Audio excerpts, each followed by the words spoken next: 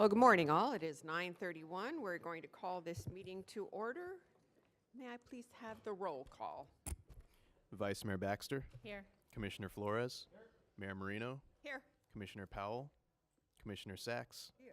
Commissioner Weiss, Here. Commissioner Woodward. Here. Thank you. Thank you. I've asked Commissioner Weiss to lead us in the pledge and the invocation. If you can stand, please do so.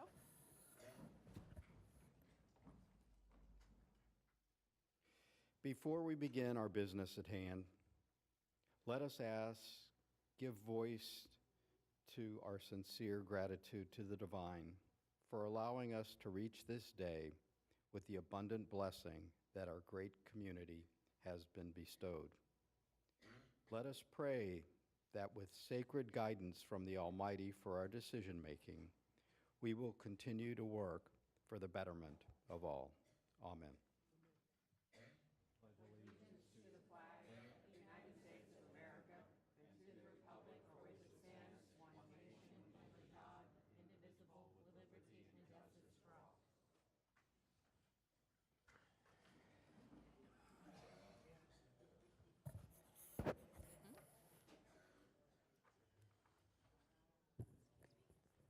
Do we have proof of publication? We do. May I have a motion to receive and file? Second. I have a first from Commissioner Weiss, a second from the Vice Mayor. All in favor? All opposed? See that motion carries 7-0. We are now on to the approval of the agenda. Are there any additions, deletions, modifications, substitutions, changes? Mayor, I'd like to reorder the agenda. So I move to reorder the regular agenda items 5E1 and 5E2 to the top of the regular agenda. We will do that after we do the additions, deletions, and You substitutions. said or modifications. We will do that after we do the additions, deletions, and substitutions. May I have those, please? So moved. Thank you. There's the add delete sheet for your consideration. And in it, there are letters that we've received after publication, both for all four items, four items. 5E1, Park West Commerce North, 5E2, Park West Commerce South, 5E3, West Boynton Ranches, and 6A1, La Reina Plaza. Thank you. May I have a motion to receive and file? No. Sorry? Already did a receive and file. I'm sorry? Correct. But we did the, we haven't adopted it yet. So, all in favor? All opposed? See that motion carries. Do we have any postponements? Yes, ma'am. There's a request, and it will need to be voted by the board because it's not by right. It's item 5E3, West Boynton Ranches, and the request was a postponement till the next round, which is going to be August 27th. Mayor, I'll go ahead and move to postpone. Do we have any cards? Yes.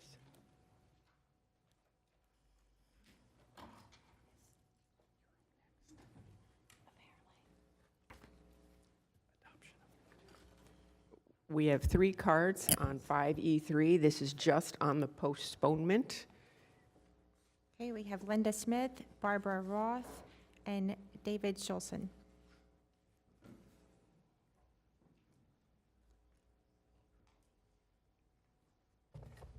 Sorry, Linda Smith, Jupiter, Florida. I wasn't sure I was speaking on the postponement. I meant It's just, we're taking Yeah. a motion to postpone, that so if was this a is, different card, I think. No? okay, you don't want to talk on this one? I think it's a bad idea. I'm opposing it. Thank I you. don't think they can put lipstick on it and make it any better. Thank you. Good morning, Mayor, Vice Mayor, Commissioners. Barbara Roth, representing Cobra. I'm speaking in favor of the postponement of West Boynton Ranches. We appreciate that the applicant has decided to take some more time. Thank Thank you. you. Good morning, David Schulson, the Cobra delegate from Valencia Reserve.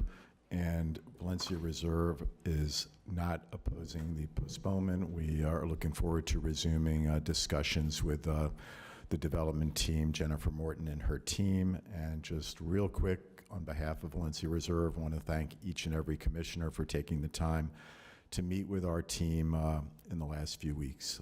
Thank you. Thank you. Do we have any other cards? Okay. All in favor of postponement? Aye. All opposed? See, that motion carries, I'm sorry, 6-0, not 7-0. Excuse me, Mayor. Could we have the maker and the second restated for the record? Commissioner Flores was the first, Commissioner Weiss was the second. Now it's time for the adoption of the agenda, and would anybody like to make amendments to the agenda? I move to reorder the regular agenda items 5E1 and 5E2 to the top of the regular agenda.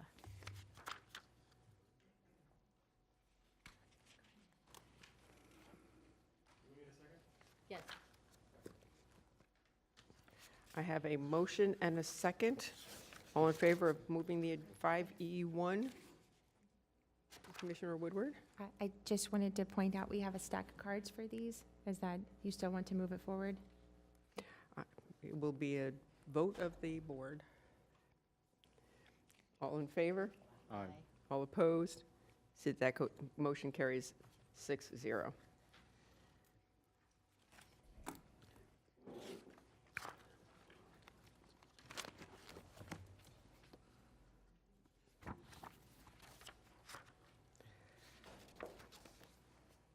So we have moved 5E, 5E1 and 5E2. 1 to before the agricultural reserve tier overview and study. So at this time, Commissioner Sachs? Thank you. I think what's happening by moving 5E1 is that we will be discussing this as a commission, but minus one commissioner. And I believe that Commissioner Powell is coming back. So I would be very interested in not having this discussion without, I always want to call him Senator Powell, Commissioner Powell present and having his opinion heard. So for that reason, I am going to oppose any reordering, especially when it comes to votes. I mean, we're going to discuss issues that we have strong opinions on, and we'll take a vote. And he's coming back. He's been excused to go to a graduation. So for that reason, I think if we're going to take votes on issues, we should all be here to have that discussion and have that vote, Madam Mayor.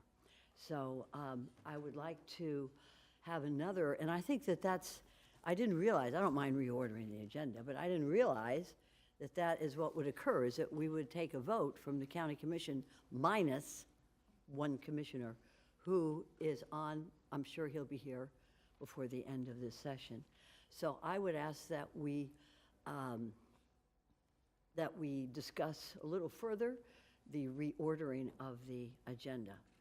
If I'm not mistaken, we made a motion and we passed it. I know, but I voted yes on the motion, so I can ask that it be retaken. Right, Mr. Attorney?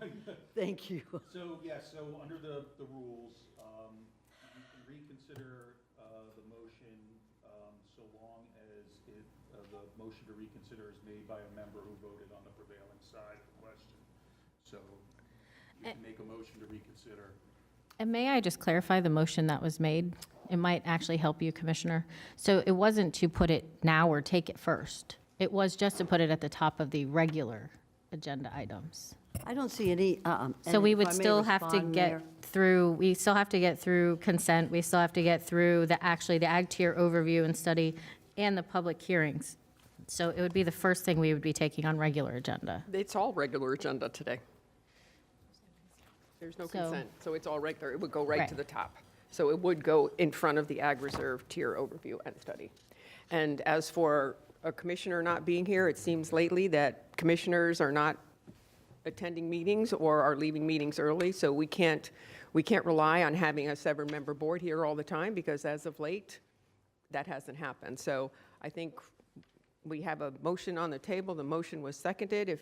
If you would like to do a substitute motion to put it back where it is on the agenda, you'll need a second. It's a motion to reconsider. It's a motion to reconsider, Right. Mayor. And the reason, again, is that You need a unless second, there is a no compelling one seconded. reason to not After the wait Ag Reserve. for all 7 commissioners to be here, that's 245,000 people whose voice will not be heard, unless there is a compelling reason to not have this one commissioner present and give a vote on this very important issue, I see no reason to put anything out of order that has already been placed in order by the administration. So I am asking my colleagues if we could take have a motion for reconsideration, take a look at it. Okay. You want a second? Commissioner, so to restate the motion, I wanted to actually take the ag reserve tier information first. So if we could take that first, that would, I think, be important prior to the 5E1 and 5E2. I don't care if, I just want it to be fair. There's 245,000 people represented by him. I'm sorry, Mayor. This is what happens when, when you have important issues. I think these important issues should be open, transparent, and inclusive of all our commissioners. Every And I would item just on like our to make agenda sure is that important. whenever he comes, that we follow the usual order of the agenda. That's all. Then I and that would be require, then fine. I request in the future that everyone attend their meetings, and when we have a meeting scheduled, not to schedule other meetings later on in the day. As of late, we have not had people attending, or we have had people leaving early. We cannot continue to have, where I had to ask Vice Mayor Baxter to stay at our last meeting, because if she left, we would not have had a quorum, which is a discussion that Commissioner Flores brought up several months ago about having a quorum. And not everybody, several people have been leaving meetings early. So I'm glad you brought this up, Commissioner Sachs, because we need to make sure that on commission days, when we have meetings, no one else schedules any other meetings. Every item on our agenda is important, every item. So we are now at a crossroads because, as far as I'm concerned, every commissioner should be here for the Ag Reserve Tier Overview and Study, especially our 2 new commissioners. So if I had my druthers, I would move that so every commissioner here would be hearing that. Because it was the new commissioners that wanted to really know about the Ag Reserve, and one of our new commissioners is not here. So, Would you like me to withdraw my restatement, and we'll just leave it as what we voted on? Well, can I maybe make a, first of all, we have a motion to reconsider on the table. No one has seconded. we did have a second. Oh, we did have a second. Okay, did. so then we should have a vote on that. And then pending that, maybe we take another vote to reorder the agenda. Well, I've got lots of lights on, so we've got a motion and a second. Commissioner Sachs, is there anything you'd like to add? No? Commissioner Flores? Yeah, I just want to clarify, some of the times when we miss meetings, it's out of our control. And to have that discussion here today, it's when we're talking about one individual specifically, they can't reschedule a graduation, which is what he's attending right now. So I just want to be fair to him, his family. This only happens once in a lifetime. So unfortunately for him, while it probably behooves him to be here, I'm pretty sure he did meet with staff on this like I did. I spent about 2 hours with staff, so I'm pretty sure he did too, I hope. But I think we also have to be respectful that we do have individual lives, and there are things that are going to happen every once in a while that you're not going to be able to be here. I do agree that if you can be here, you should be here. Absolutely. Thank you. Vice Mayor Baxter?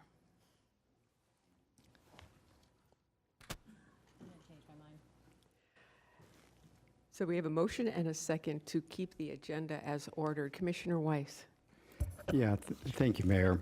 In the spirit of compromising, I think what I would suggest we do is, why don't we move the item on the Ag Reserve, the overview of the Ag Reserve. We can go ahead and take item 4A1, 5A1, 5B1, 5D1, if need be, and then put, hopefully by then, our colleague will have returned to the dais, and he can be here for the overview on the Ag Reserve, can participate in the discussion that Commissioner Sachs has asked about on those other two items on Park West. So you're suggesting to move 3A to before 5E1? Right, I think that's, that would take care of that and put it right in front of, before we talk about Park West, so we can move it move it there. That So work? that would be, so I guess that would be a substitute, would that be a substitute motion? Well, that was a reconsideration. That was a reconsideration, do we have to? Yeah, so let's undo the motion that was made to reorder the agenda. So then, once that's undone, then let's make motions to reorder the agenda in whatever way is deemed Okay. appropriate.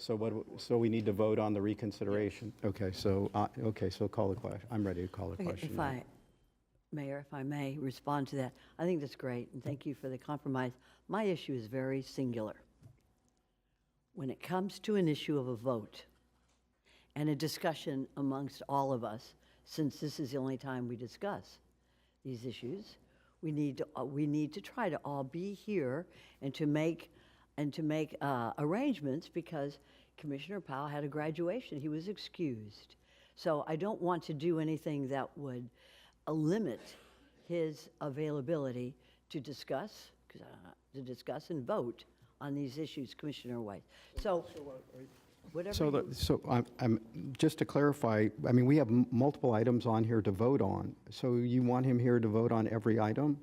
Well, do you have any items you don't want him to vote on? Of course. Well, We want then, him shall to we be there to postpone be the meeting present. until he Let me gets here? clarify. Oh, We're not going to first of all, postpone the Why are we meeting. reordering the agenda anyways? We're trying to give Commissioner Powell the opportunity Yes. to be part of the Ag Reserve Tier Overvent Study, which is something that is important for all of us. Well, I'm sorry, Mayor, but that wasn't the issue that I brought up, and that isn't the basis of the issue for the motion to deny the reorder. And what it comes down to is not information which we will get from our staff. They have prepared it. I can read it. He can read it. My issue is very singular. We know that. To vote on. We're aware of on- that. Thank you. So it has nothing to do with the information that staff is going to give us on the Ag Reserve. Singular issue is he needs, if we can, we need to follow the agenda as it is, so that possibly all 7 commissioners will But be he here. won't, our first item is something to vote on. I know. We'll So wait he on won't the- be here. So if you're making that point, I don't understand. I want to try and be helpful and help you, but I don't understand what you're saying. What I'm saying is that I don't want to reorder the agenda. That's it. But you want him here to vote on something. If he can, and he will be coming back. All right, I'm So going let's to just keep it the bring way this it is. discussion to a close, Call the question. and on- I'm Call the going to, question on the I'm going to call reconsideration. the question. So, may I have the attorney please tell us where we are in this discussion? Okay. Because we had a motion that was made by the vice mayor and seconded. She has. Let's vote on the motion to No, reconsider. I did not withdraw that motion. It stands. I was asking the question that if I restated, would it make Commissioner Sachs happy? I didn't realize at that time there was already a motion to reconsider. So as it stands right now, the motion is, the agenda is reordered to reflect 5E1 and 5E2 to go first. Now, there's a motion on the floor to reconsider And it got a second. and a second by Commissioner Woodward. And that is what we are voting on if we want to reconsider that reorder. That's correct. So we have a motion and a second to bring the agenda back to the way it is written, without any, Consider. Just to reconsider, not what we're reconsidering. made a substitute motion, but okay. I will take the vote on whether we should reconsider. All in favor?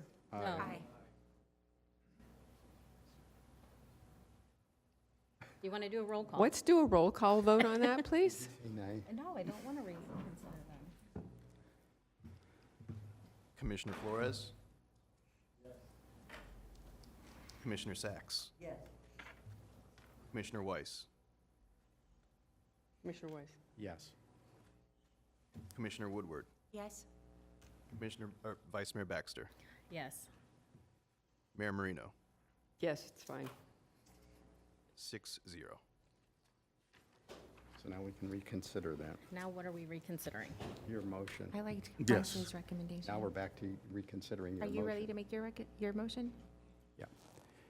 So can I make a motion? Make a substitute motion. Okay. All right. I'd like to make a substitute motion to move item 3A, the AGR tier overview, to right in front of item 5E1. Second. I have a motion from Commissioner Weiss, a second from Commissioner Woodward. Wait, if we're moving it, does that mean it's moving back further? The overview goes further behind, so The hopefully overview he will can go- be here for that. Hopefully. You don't want that.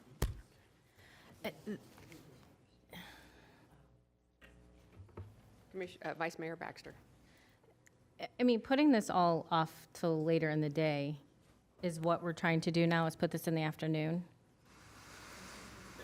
No, we're putting it till after all other business is done, and then we would take the ag reserve discussion and then I 5E. I don't agree with that. I think we are here. We showed up. We should be having the ag review tier conversation first while we're all fresh and we're here in the morning and we're getting through that and recover I it. withdraw my motion. I was trying to be helpful. I withdraw. And then we could take on the 5E1 and 5E2. People, by the end of the day, they tune out. I think we need to take those issues first.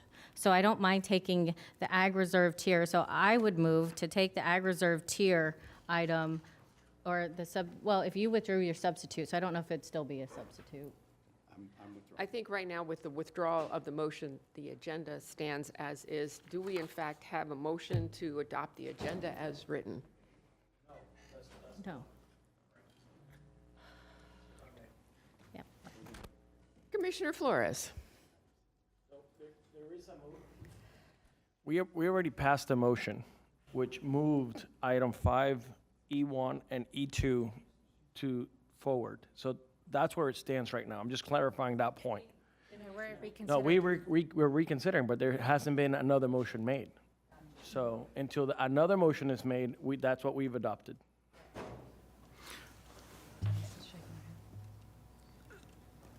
Okay, Denise, Just to clarify, when you do a motion for reconsideration and you approve that motion, then it's at exactly how you began with. There is no pending motion at this point. You've wiped the slate clean, you're starting over again. So you need to make a new motion to reorder if that's what you'd like to do.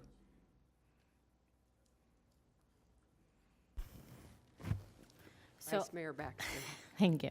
I'm going to try this one more time. So I move to reorder the agenda to put the ag reserve item first, to then put 5E1 and 5E2 at the top of our agenda.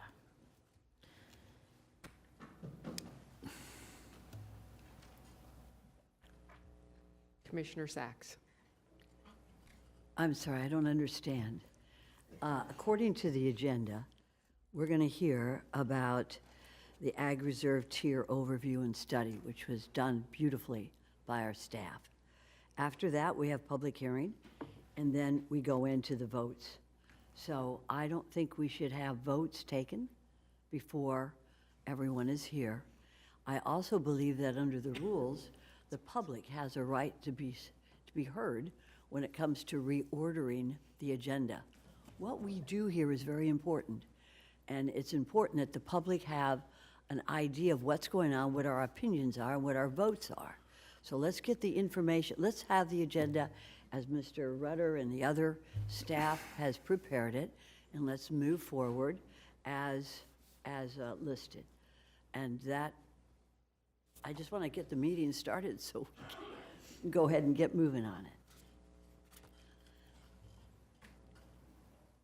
Vice Mayor, did you get a second on your motion? I don't know that I heard one. Commissioner Woodward, your light is on. If I could, I would just like to note that the agenda was noted to the public, and we are still receiving cards on this issue. And I just would think, you know, if there are people who are expecting that item to be at a certain point, they may be still coming. And I wouldn't want to silence anyone and have them get here and be surprised it got moved up.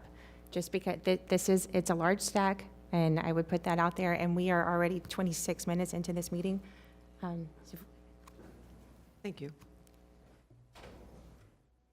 Would anybody like to make a motion that we leave the agenda as written?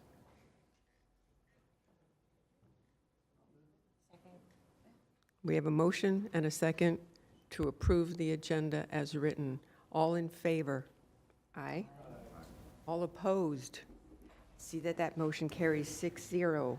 We will now move on to the BCC direction follow-up, the Ag Excuse me, Mayor? Reserve tier overview. Excuse me, Mayor? Yes, sir. Could we have the maker and the seconder restated for the record?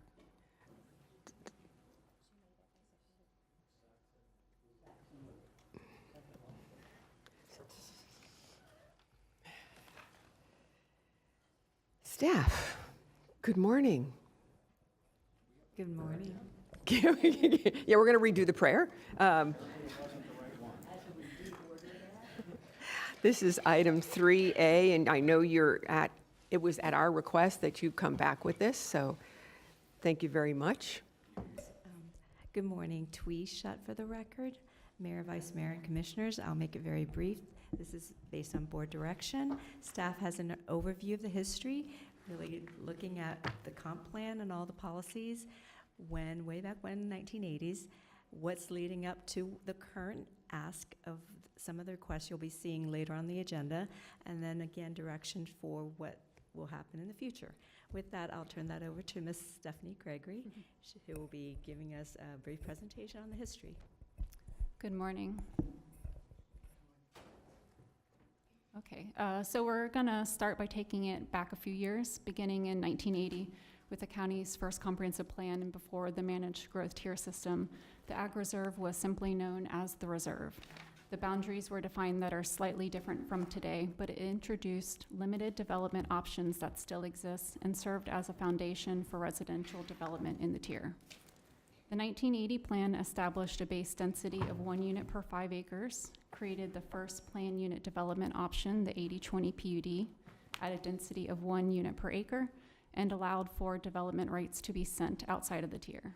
These policies provided a tool for allowing limited residential with the preservation of a significant amount of agricultural land. Between 1980 and 1998, the county continued efforts to evaluate the long-term viability of agriculture and implemented strategies for the preservation of these lands.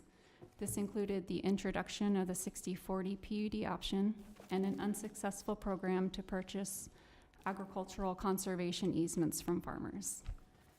The BCC in 1998 directed the development of a master plan to assist voters in determining support for a potential bond referendum to fund the purchase of agricultural lands.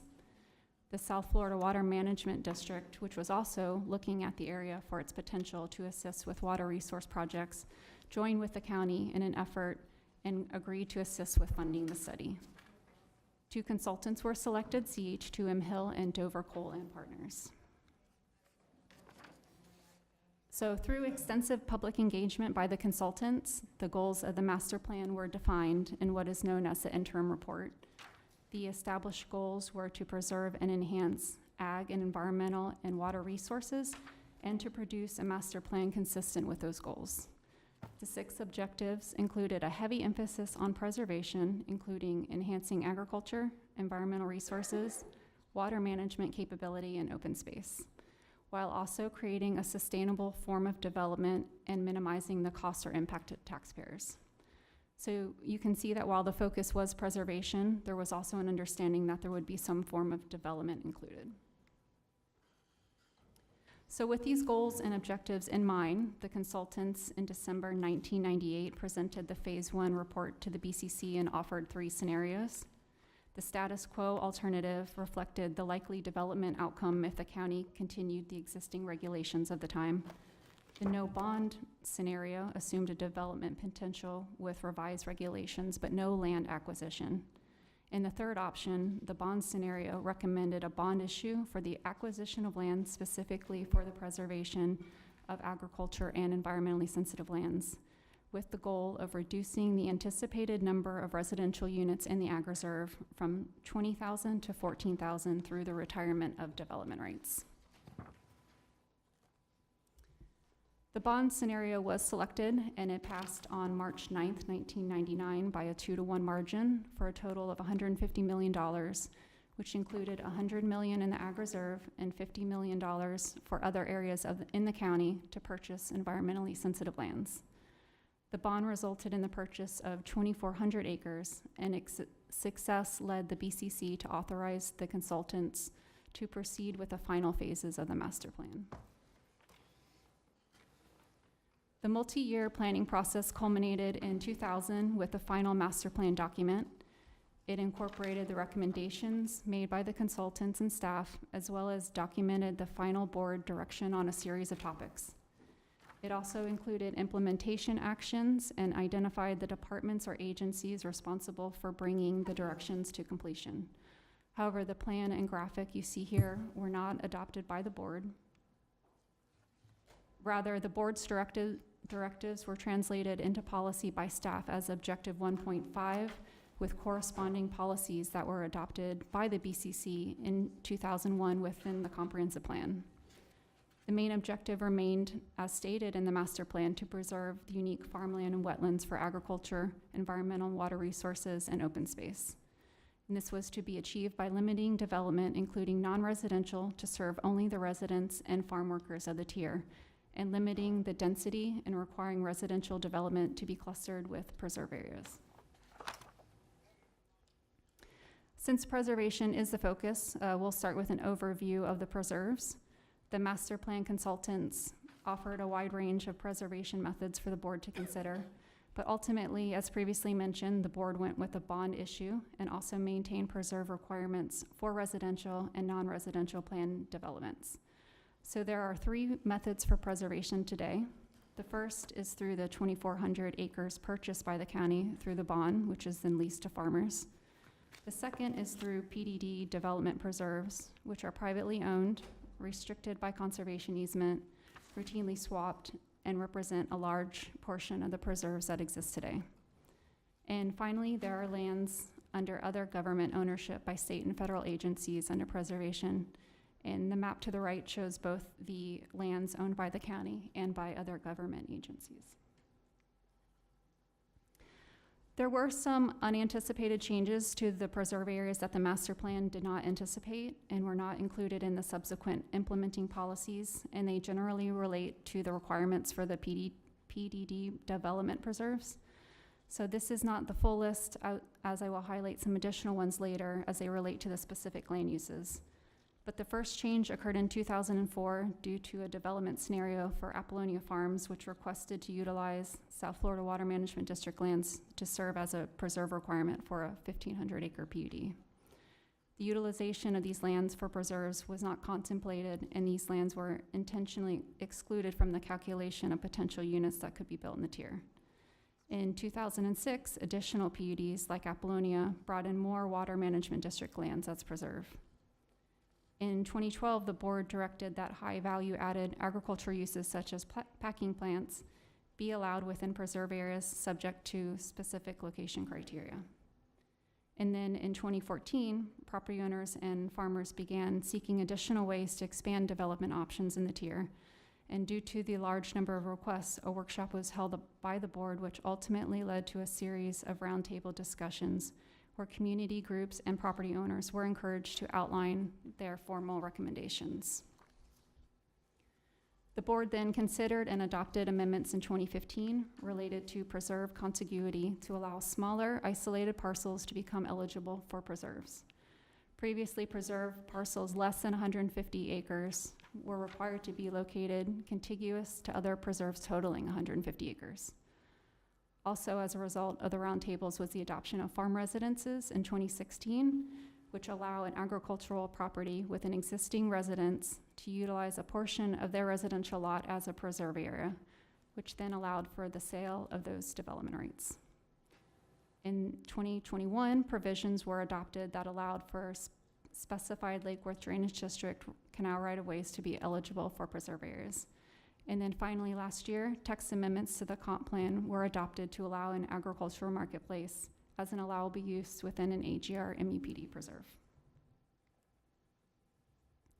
So now we'll dive into the various land uses allowed in the tier, and we'll look at what the master plan consultants recommended in 1999, what the board ultimately adopted into the comp plan in 2001, and then the changes made since then. So starting with the residential uses, the master plan consultants recommended that the board maintain the low density provisions and development options that were already in place, including continuing 1 unit per 5 acres as a base density for the AGR FLU. The consultants also recommended continuing the existing plan unit development options, including the 80-20, which requires 80% preserve and 1 unit per acre clustered onto 20%, and the 60-40, requiring a 60% preserve and a 1 unit per acre clustered onto 40%, both of which were development options that had predated the master plan. The board agreed with that recommendation, and the tier has primarily developed with this low density option as single family or 0 lot line homes. And this slide shows how the 60-40 PUD works, where the preserve area consists of 60% of the total area, or 150 acres in this example.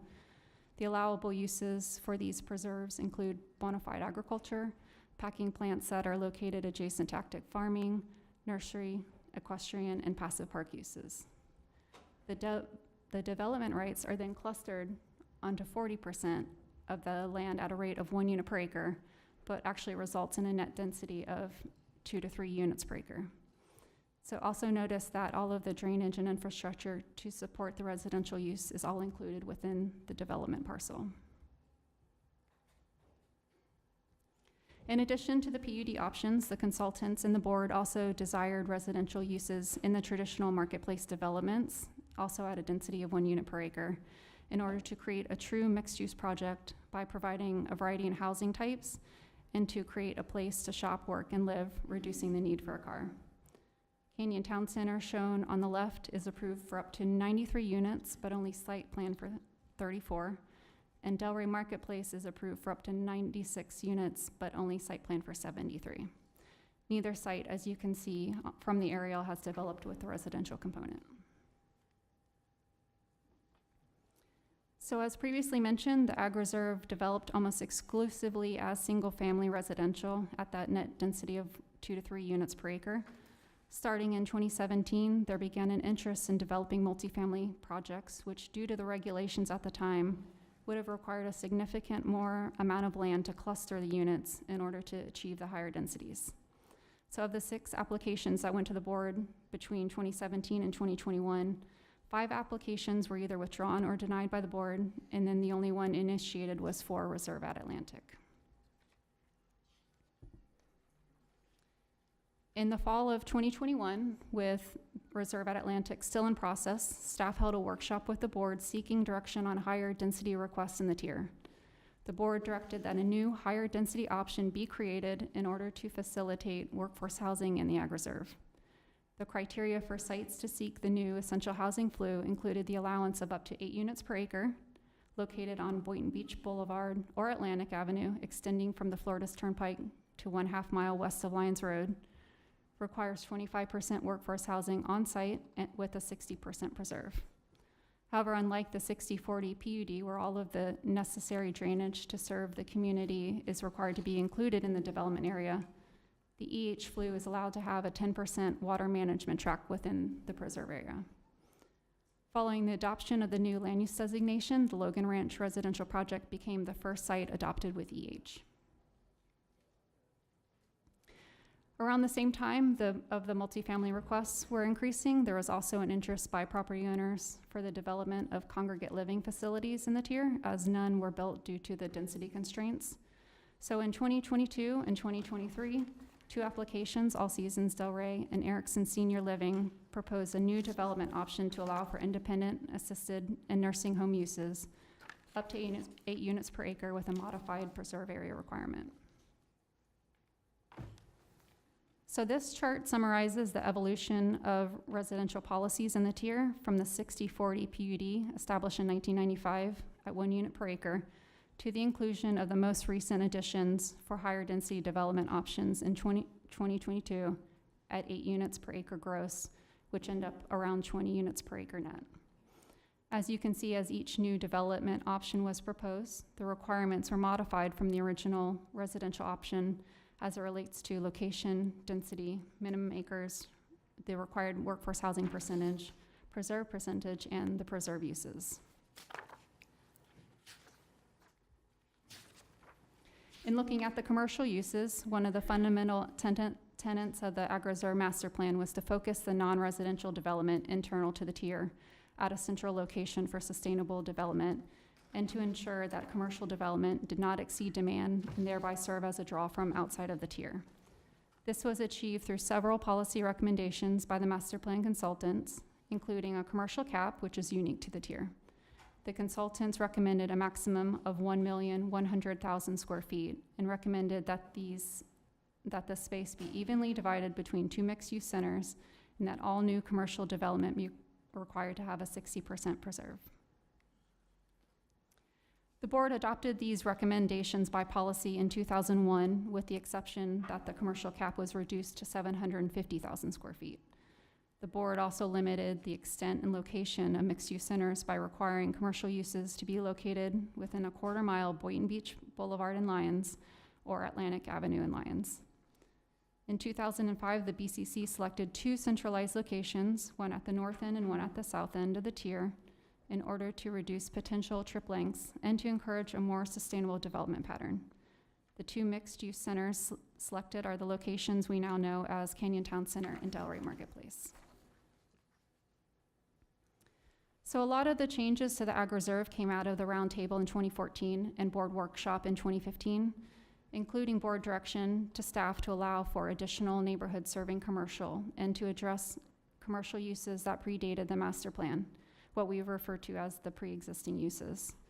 So in 2016, all of the pre-existing commercial sites were accommodated in the comp plan as conforming uses, and the 5 sites located east of State Road 7 later received a commercial low future land use designation. The 2016 commercial text amendment that was directed by the board to allow for new neighborhood serving commercial uses increased the cap from 750,000 to 980,000 square feet.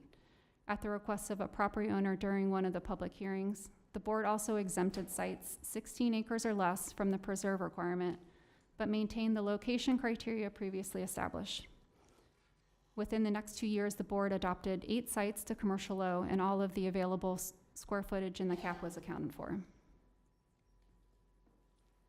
With the cap fully absorbed through approvals in 2017, a pre-existing commercial use known as Three Amigos requested to expand and develop, and the board increased the cap an additional 35,000 square feet to accommodate it.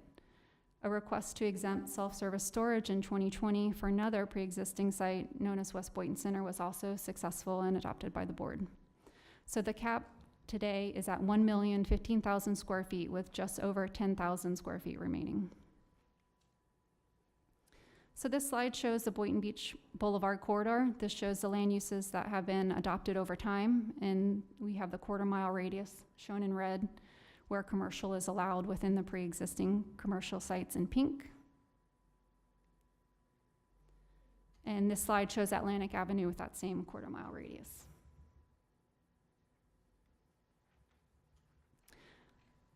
All right, so going now into the industrial policies, the AgriReserve Master Plan consultants acknowledged the importance of employment-generating uses in creating a sustainable development by providing a variety of job opportunities, so they recommended 2 employment centers. These 2 centers were to contain a maximum of 330,000 square feet of industrial and 245,000 square feet of office park in order to provide employment hubs for the tier. These 2 locations were identified as within a quarter-mile of the Florida's Turnpike interchanges with Boynton Beach Boulevard and Atlantic Avenue. The consultants considered these locations with light industrial uses to have the least negative impact on agricultural uses. The board, however, did not agree with the consultant's recommendation and directed in 2001 that no new industrial future land use designations be permitted in the ag reserve. However, they did establish a floor area ratio for the 64 acres of industrial future land use that pre-existed the master plan. And those are located north and south of Atlantic Avenue, east of State Road 7 in purple on the map. As there was no policy guidance in the comp plan, staff had consistently recommended denial of industrial requests. So during the discussion of a site requesting industrial in 2021, the board directed staff to look at establishing a light industrial future land use designation.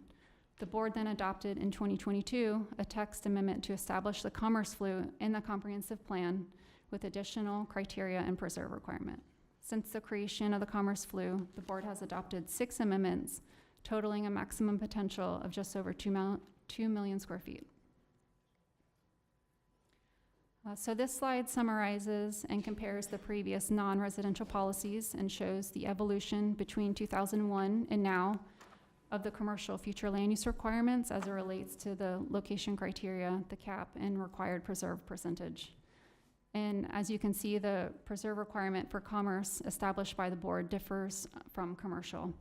Both allow for the first 16 acres to be exempt. However, commercial requires a 60% preserve, whereas commerce was adopted at 40%. So moving on to institutional uses, the master plan consultants acknowledged the importance of these uses for viable, sustainable community and recommended that they be allowed broadly on any lands that had a residential future land use designation. The BCC agreed with the consultants to allow institutional uses in the ag reserve future land use, but adopted a policy which still exists today that prohibits these uses west of State Road 7. This prohibition was primarily driven by regional water management projects proposed for the area, including a reservoir to support the comprehensive Everglades restoration plan and the construction of a potential water preserve area by the Water Management District, which is shown here in red. Both of which were intended to be located west of State Road 7, but were never built. So as you can see here, a snapshot of the institutional uses that exist today throughout the tier are primarily located east of State Road 7, with the exception of the West Delray Regional Park and a U.S. Postal Office. Institutional uses are allowed within the AGR flue, which is the primary land use of the tier, or within the preserve areas of TMDs and MUPDs, of which we have 415 acres.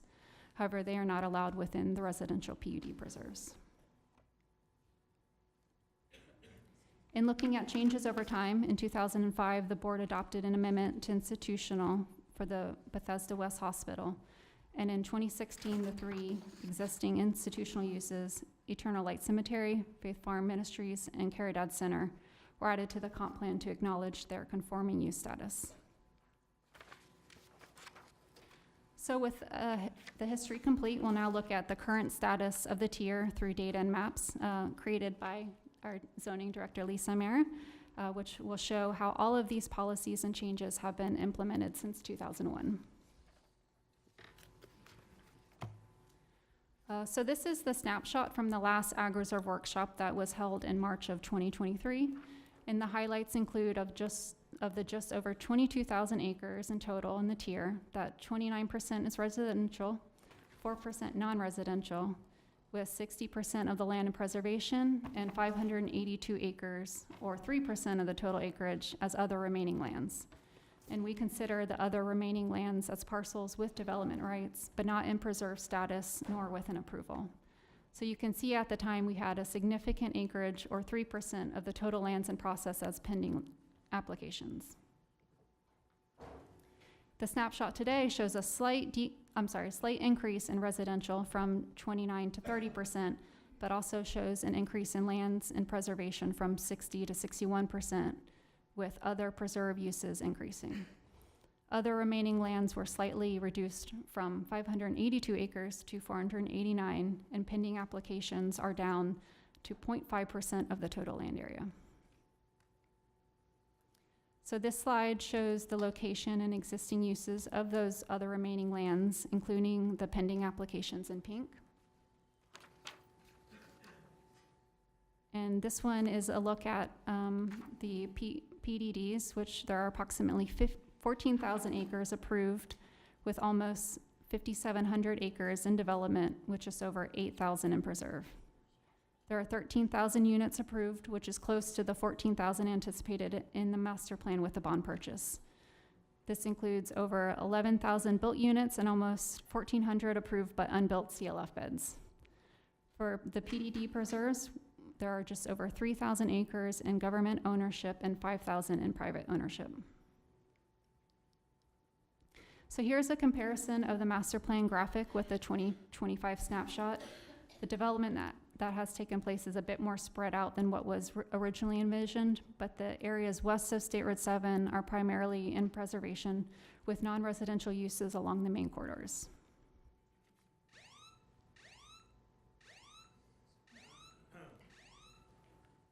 We'll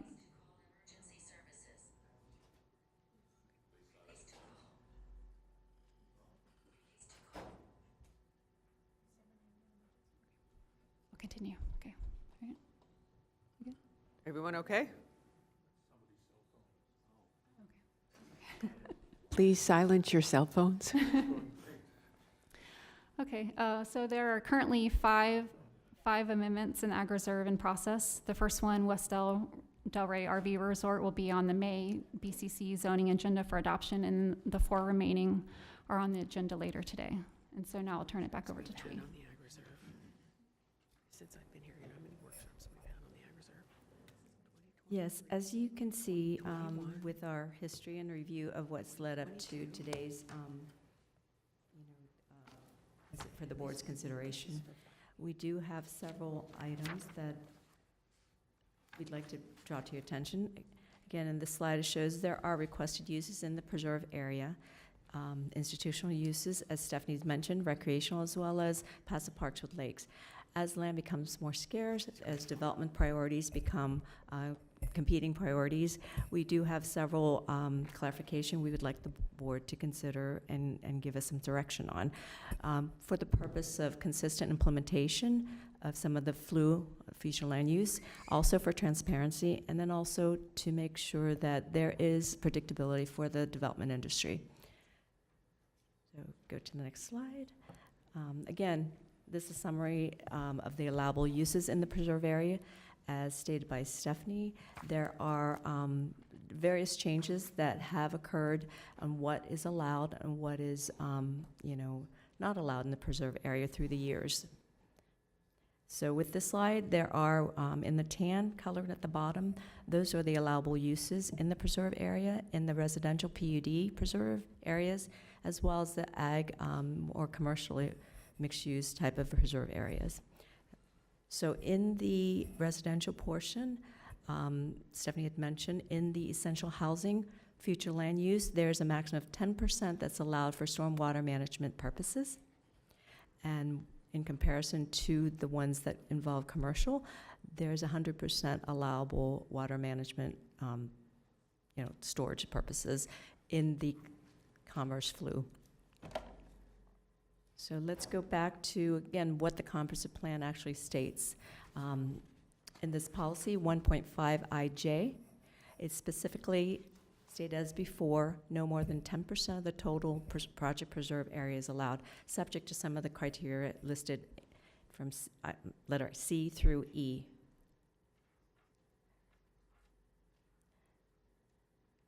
One of the questions that we'd like to have the board clarify for us is, again, we have noted there are underground, overhead easements throughout the county. In the Ag Reserve, we allow existing and or new overhead underground easements to traverse the preserve area. A lot of it could be for preservation of future ag uses. It could also, a lot of it could be for drainage purposes. So these are your piping easements underneath and traversing through the preserve area. So if these are allowed, the issue is, because the comp plan does specify that no more than 10% can be associated with stormwater management features, we'd like to clarify and make sure that we are proceeding with the right understanding that these are allowed, therefore they're not to be counted towards the 10%. So that's really the direction we'd like to have. What this would affect, possibly, we normally put a conservation easement over these preserve area. We'd like to, subsequent to board direction, we will evaluate with the county attorney's office and bring out any amendments to the conservation area easements if needed.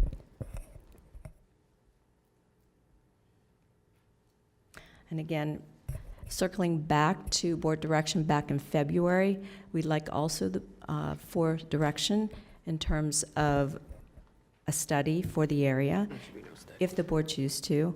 The scope of work is listed here under the first bullet. Again, to recap, it's analysis of future land use designation. The consultant will do an analysis of infrastructure, deficiency needs, traffic, water, sewer, and drainage, and analysis service delivery provider needs, such as school, parks, fire rescue, engagement of all stakeholders and interested parties, and identifying potential comp plan policy and ULDC changes. As directed by the board, we had preliminary cost estimates between $250,000 to $500,000, approximately 9 to 12 months. In light, unfortunately, of recent changes in the legislation, our county attorney, Darren Leiser, can speak on that. There is a Senate bill that's before the governor for signature that may preempt local governments from creating more restrictive or cumbersome requirements for our area. So this may affect the study. Or Certainly, if you'd like to hear from me, I'd be happy to explain. Go right ahead. Sure. So there is a Senate Bill 180, which has been approved by both houses of the legislature. It's awaiting the governor's signature. It's got two provisions in it. One of its provisions applies going forward, but another provision applies retroactively to August 1st, 2024. And that provision essentially prohibits proposing or adopting any moratorium on construction, reconstruction, or redevelopment of any property damaged by such hurricane. And the hurricanes are either Debbie, Helene, or Milton. And we are listed as affected by Hurricane Debbie and Milton. So this would apply to us. Propose or adopt any moratorium on construction, reconstruction, or redevelopment of any property damaged by such hurricanes. Propose or adopt more restrictive or burdensome amendments to its comprehensive plan or land development regulations, or propose or adopt more restrictive or burdensome procedures concerning review, approval, or issuance of a site plan, development permit, or development order. So, this prohibition lasts until October 1st, 2027. So with respect to today's discussion, if the governor signs this, this law, anything that comes out of this study that would recommend more prohibitive or burdensome changes to the comprehensive plan or the LDRs would be prohibited until October 1st, 2027. Thank you. Commissioner Woodward. Commissioner White, after Commissioner Woodward, and then Commissioner Sacks, and then Commissioner Vice Mayor Baxter. Question for the attorney on this. Does this mean any changes that would have been made at, did you say August 1st of last year? That's right. Okay. So it would apply retroactively, so if we had made any changes after that, after August 1st, 2024, they are potentially, and they're more burdensome, then they're potentially void. All right, so I understand moving forward that, do we know, did we make any policies from August 1st of last year that would fall into this category? My understanding is we have not. I spoke with my colleague, Scott, who does the zoning aspect, and we do not believe that we have, so. Okay, so at this point, it would just be any decisions we make moving forward? Correct. Okay, thank you. Thank you. Commissioner Weiss. Thank you. Thank you for this excellent, comprehensive presentation. So let me first address your specific question that you're looking for direction on. And are underground easements associated with stormwater management features included in the 10% calculations? And my direction would be no. I think that easements are something that exist today, and I don't think when we originally talked about that and having those water features, we contemplated that they would be included. So that would be my direction on that. And then as it relates to the study, according to my calculations, there's about 664 acres potentially left. That is not in the entire ag reserve that's potentially developable. To spend, and I mean, a couple $100,000 to do a study for those 600 acres. 489. Or for the 600 acres that are remaining is, 489. what's that? 489. Well, it says there's 3% other remaining lands, so. Yeah, so I don't know that it would, I don't know that it justifies that cost. So, but that's just my, if somebody, I could see where somebody could say, well, it's maybe that we need somebody to figure out if we need more schools or something else. I don't know, but at this point, it seems like a lot of money for something that will have relatively small impact. So those are my comments. Thank you. Commissioner Sacks. Thank you, Madam Mayor. This is for the attorneys. And we had a discussion about this yesterday, I believe, and I appreciate your expertise. Reading this bill, it seems to mean that there are certain counties that Senate Bill 80 targets, that whatever they do with regard to development or moratorium on land, that can be done away with, that can be waived, that it can be null and void once this bill takes effect. You and I talked about when the bill would take effect. Doesn't make any difference because it's retroactive, right? So whatever we do, it could very well be subject from the state of Florida to being null and void. Yes, I believe that's what I was trying to say, yes. It's saying it. Yes. And I like the way it says certain counties, and we know that we are one of those certain counties. So it is, and I would like to hear, as we proceed in today's agenda, I'd like to hear your opinion on these things, because I certainly don't want to have applicants get ready and spend money and then have everything null and void at the end of it. Well, it doesn't apply to applications that are privately initiated. So it's only if the county is making the changes, if they're county-initiated changes. Or if a private initiation gets federal funds, then, but you are the expert in this, so I would defer to you, but I'd like to hear your opinion as we go through the agenda. Because I certainly don't want, if a private applicant is getting federal funds and then it comes down to whether, and again, it's if the governor signs it. However, it is a Senate bill, and politically, he probably will sign it. So I'd like to hear your opinion as we go through the agenda, if we could. Thank you, sir. Thank you. Vice Mayor. Thank you, Mayor. Thank you, staff, for putting this together. Some of us have heard it a few times, and I always appreciate the refresher course. Questions for you, though, and some things came up. I do agree with Commissioner Weiss. I don't want to spend the money. If other commissioners want to potentially look at it after we see if this bill is signed or not, that could be an option. But I do have a few questions in regards to calculation of open space, right? So if you went to slide 16.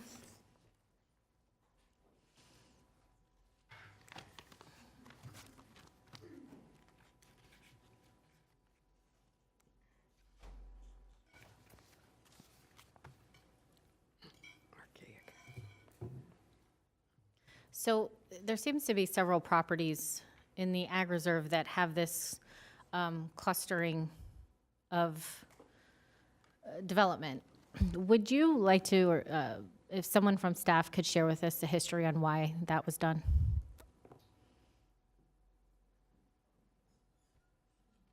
I can attempt. Again, these are planning practices or planning concepts. You will find some of, we would call it straight zoning, where there are minimum lot sizes, you have what you have, and you have your setbacks. In the ag reserve and in some of our plan unit development, the thought is if you can cluster, putting all the development, the building pads, and the uses closer together, you will gain more net open space throughout the development. So hence you'll hear us say net density versus gross density. So these development options were an attempt to preserve land for ag uses, potential ag uses, or maintaining land for existing uses, as well as accommodating development and preserving open spaces. So hence, we had the 80-20, 80% preserved, 20% developed. Then you had the allowances for 60% preserved, 40%. And through the years, there were accommodations based on the priorities and the needs of the county as the board felt necessary. So we also had the essential housing to address, again, different types of housing in the ag reserve other than single family. There were multifamily options that would allow townhouses and apartments, as well as CLFs. So those, again, were placed in the essential housing, which allows you an additional 10% for water management feature to be within the preserve area. So you, in essence, have an official 50-50%. So again, it's really a planning concept that is trying to cluster all the development, hence also economizing the length of pipes and the different infrastructure needs for that development. What if a builder wasn't concerned about that? What if the builder wanted to take what the allowed density and put them on 1 or 5 acre lots? They're able to do that. In the ag reserve? Without that PUD, yes, they can do a straight zone subdivision. At 1 unit per 5 acres. Right. I'm sorry. But not 1 unit per 1 acre or Right. less than 5 acres? Right. So in order to get that, the higher density, they have to do a plan development. And are they cluster. still meeting the open space requirements? If it's a straight subdivision, there is no requirements for that In the ag reserve? in the ag reserve. Okay. So I guess, why do we keep hearing then that this is the only way they're allowed to build is by clustering it together? That is really not something that staff has presented. Can you other than move the plan. microphone closer to you Oh, or speak a yes. little louder, please? Again, that's something that maybe the development, depending on the development industry, what type of housing and what type of development they're delivering. The straight zone or the zone, the option for 1 unit for every 5 acres has always been available. But most people do not feel that that density would justify the cost of the development, So why can't they do 1 unit per 1 acre?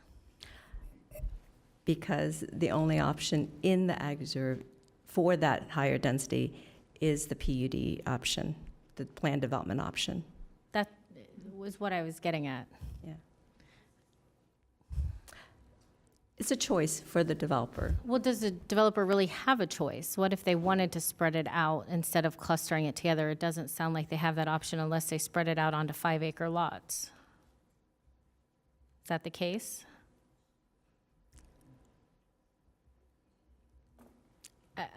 Twee, I'm going to refer to Lisa if you don't mind. No, no problem. Lisa, would It you is please more explain? zoning related anyway. The technique that was done was to allow essentially 1 unit per acre for the AGR PDD is kind of a density bonus. So the idea was back in the 80s and early 90s, they decided let's allow, rather than 1 unit per 5 acres, let's allow 1 unit per acre and require the clustering so we can get agricultural preservation on 60% of the land area. It was just part of the technique. In the 80s and 70s, there was a couple of developments that were done at 2.5 acre lots There's a couple of those like Willis Gliderport, and there's a couple other. But it was a density bonus technique to get that preserve. And then was there some train of thought that the preserved area would potentially be able to used for farming? Yeah, that was the idea, that 60% be used for natural lands or agricultural purposes. And it's also, in some cases now, it's used for open space purposes as well. And in that open space, is there any work done to it, or is it just literally raw land? Sometimes there are some open space preserves currently that are just kind of open space. There's no requirement or that we don't force farming on the AGR PDD preserves, and there are some like the Back of Faith Farm that was allowed to be a preserve area, and it is in open space. For the Canyons Town Center, there is a park that is in the open space, and we have 2 schools now. And what would it take, and honestly, the Ag Reserve is Commissioner Sachs's district, so I'm going to defer to her in some of these questions. But what would it look like if we wanted to allow the open space in between homes versus the clustering as another tool in the toolbox, not as an instead of? I think the board would probably have to reconsider that density bonus component, because right now those 60% have had the density stripped off. So if we were to do any other type of technique, I think the board would have to have probably a full workshop on where do you want to see the development in the tier and how many units you want. The original vision, we wanted to get that down to 14,000. There are currently 13,000 units approved and over 1,000 CLF beds. So that's, kind of right around the 14,000. That's what we had envisioned for public facilities planning. If there was any kind of reconsideration of how to add more units or do something different with the open space. And not adding more units, just where they place the units. Then that would be a reconsideration of the board on how, if you wanted to do a different technique. But again, most of the land is committed other than 489 acres, which are mostly 5-acre tracts, like scattered around all over on that one slide.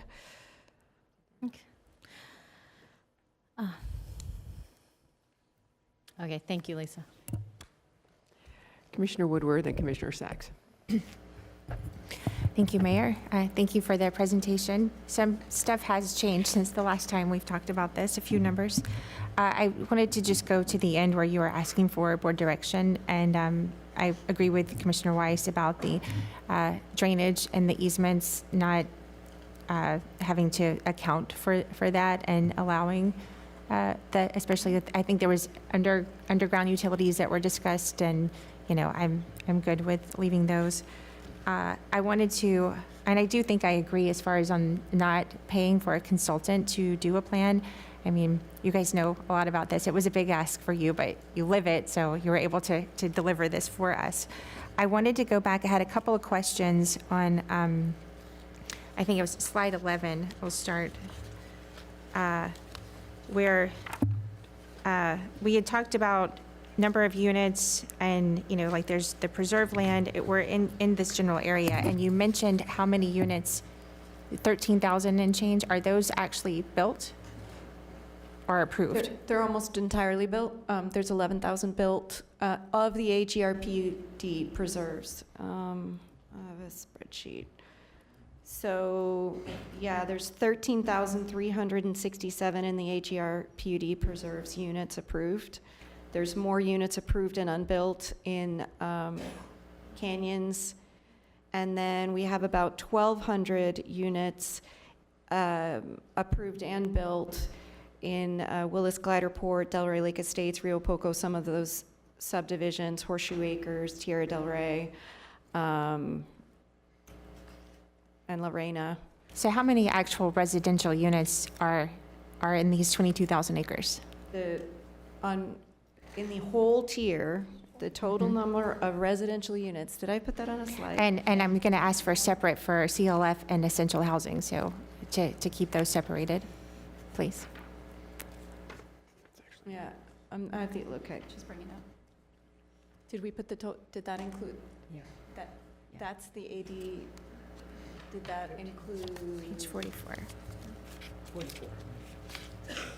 Okay, yeah, that's in the PDDs, and there's an additional 1,200 that are not in the plan developments in those subdivisions. So just take that.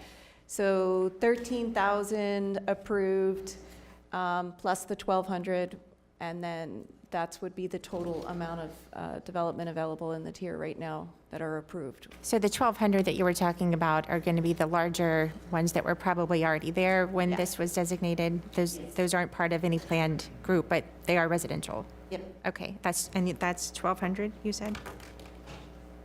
Is it, sorry, there's a lot of Wait, numbers wait a here. minute. I'm sorry, I was looking at acres, it's 400. 400 homes? It's 400 in the straight subdivisions. Okay. And then on the essential housing, only one has been, gone through the full process to be approved, and I think that number was cut in half. How many units is that? They reduced it down to 180 units. And how many were we planning for in essential housing? Or were we allotting? We did do an analysis in that staff report. I'd have to pull it up real quick. Okay. And then the CLF beds, was there ever a consideration for how many of those we would allow to be built in this area? Okay. Now, that's kind of a new concept. You know, and our target was 14,000 way back in 1999, but, you know, we've gotten around that threshold right now, and considering the other remaining is less than 500 acres, we're kind of ballpark what we are always envisioned. Okay, and then if I could go back to page 27, where we had the commercial cap. That was, sorry. Because we have the two numbers on here, and I know some of these, it's approved, we are almost to the cap. What was actually built, we are way under, but I know some of these just haven't been built. Some of them were built under what was allotted. Do we have a good understanding of actual kind of excess commercial that's not going to be built through some of these that received a certain amount of square footage, but they didn't build it? The challenge with calculating the commercial cap is that there are some developments that have an approved commercial square footage, such as the hospital that's on Atlantic Avenue. They were approved for, I think, 90,000 square feet of commercial development, but they're not actually going to build that because they changed to a hospital.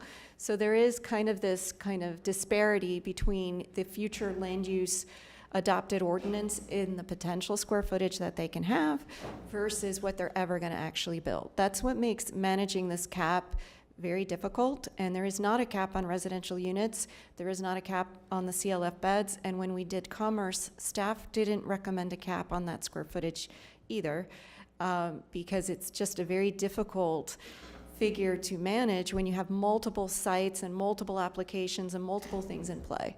But there is kind of a gap there between the amount of future land use square footage that they theoretically have the potential to achieve, and then what they're ever actually going to build. So the cap only exists for commercial? 'Cause do we have a cap for industrial as well? No. Okay, just commercial. And Yes. we're there as far as what's been approved, but not what's been built. And some of these that have been approved may have approval for some future, there's not like a site plan or a planned development for this. It's they got approved for X number of square feet, and they're kind of, it's there for future. Is that correct? Yes, because the figure that is in, and a lot of those numbers came from the 3.5D traffic analysis and the cap, and it's not actually reflected on the site plan. They actually have less. So, you know, and the idea was back in the day when the board and the consultant came up with a cap, which is this is unlike anywhere else in the entire county. The idea at that time, the pressure in the late 90s was these mega Walmarts and mega Targets, and you know, commercial has changed over the years, and as you know, post-COVID, shopping is different, everything is different. I can't remember the last time we approved a mega large retailer. Most of the time we're seeing the smaller the public shops. The hottest thing in commercial right now is oddly fast food and car washes. That's the most of the commercial things we're seeing. The other idea was to capture the commercial in the ag reserve to a limited amount for the residents.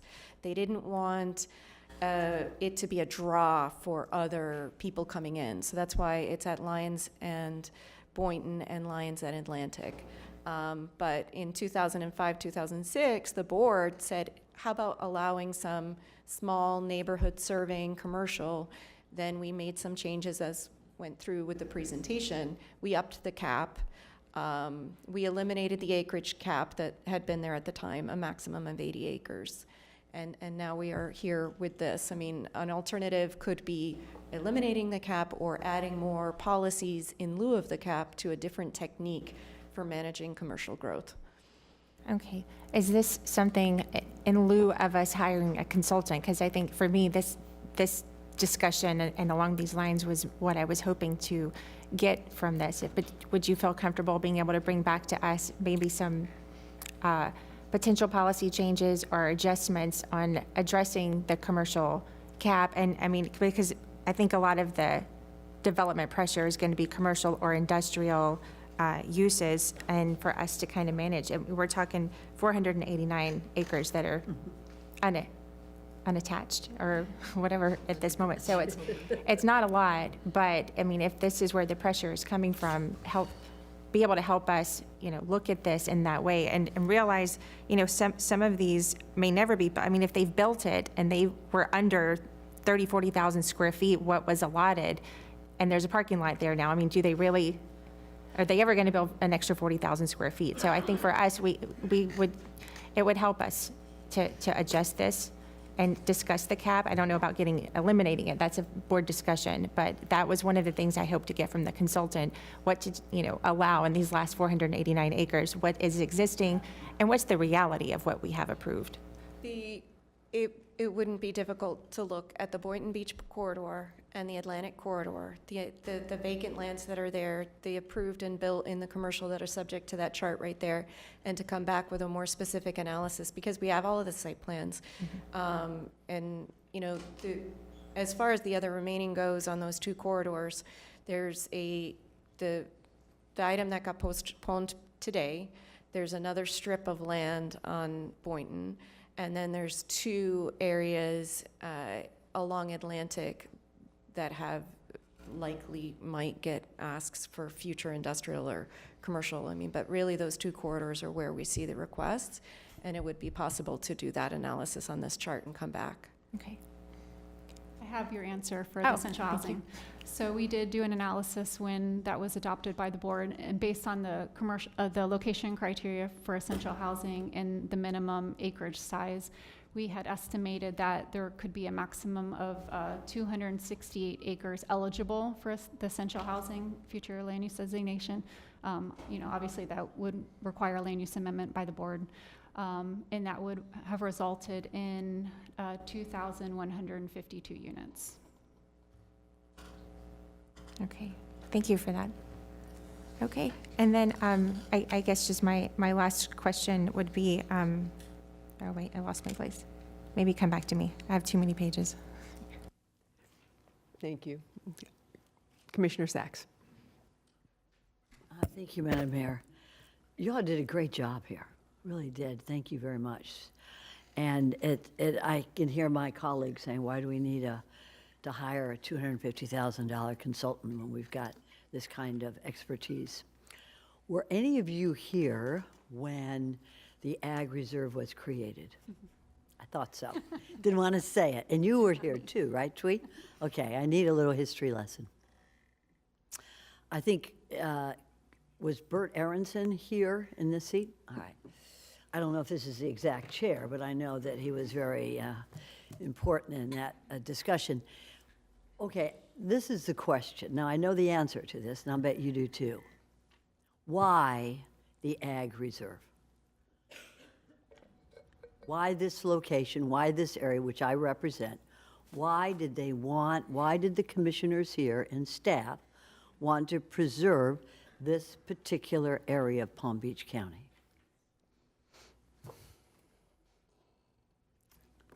It's like a game show, you know. Turn on your mic, please.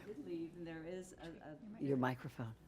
There was a missing 15, 20 years in which I was absent, but when I started here, this area was a transition between the Marshall, Loxahatchee Wildlife, and also the development back then area.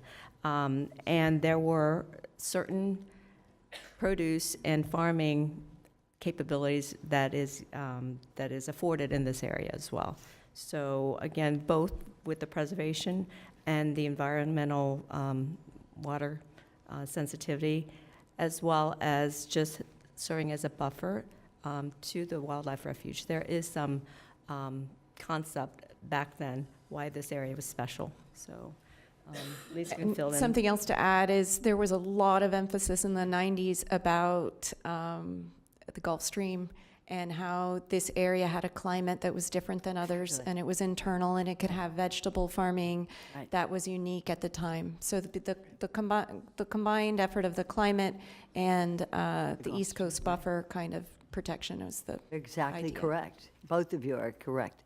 I only know this because I've lived in the Ag Reserve for over 40 years.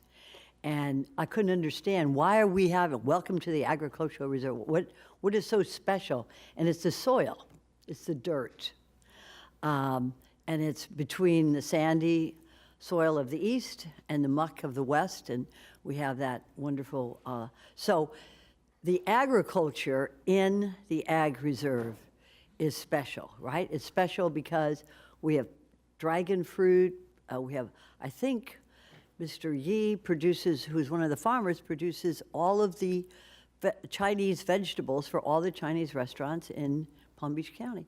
So the agriculture, and what I'm getting is the agriculture is very, very important to maintain and preserve.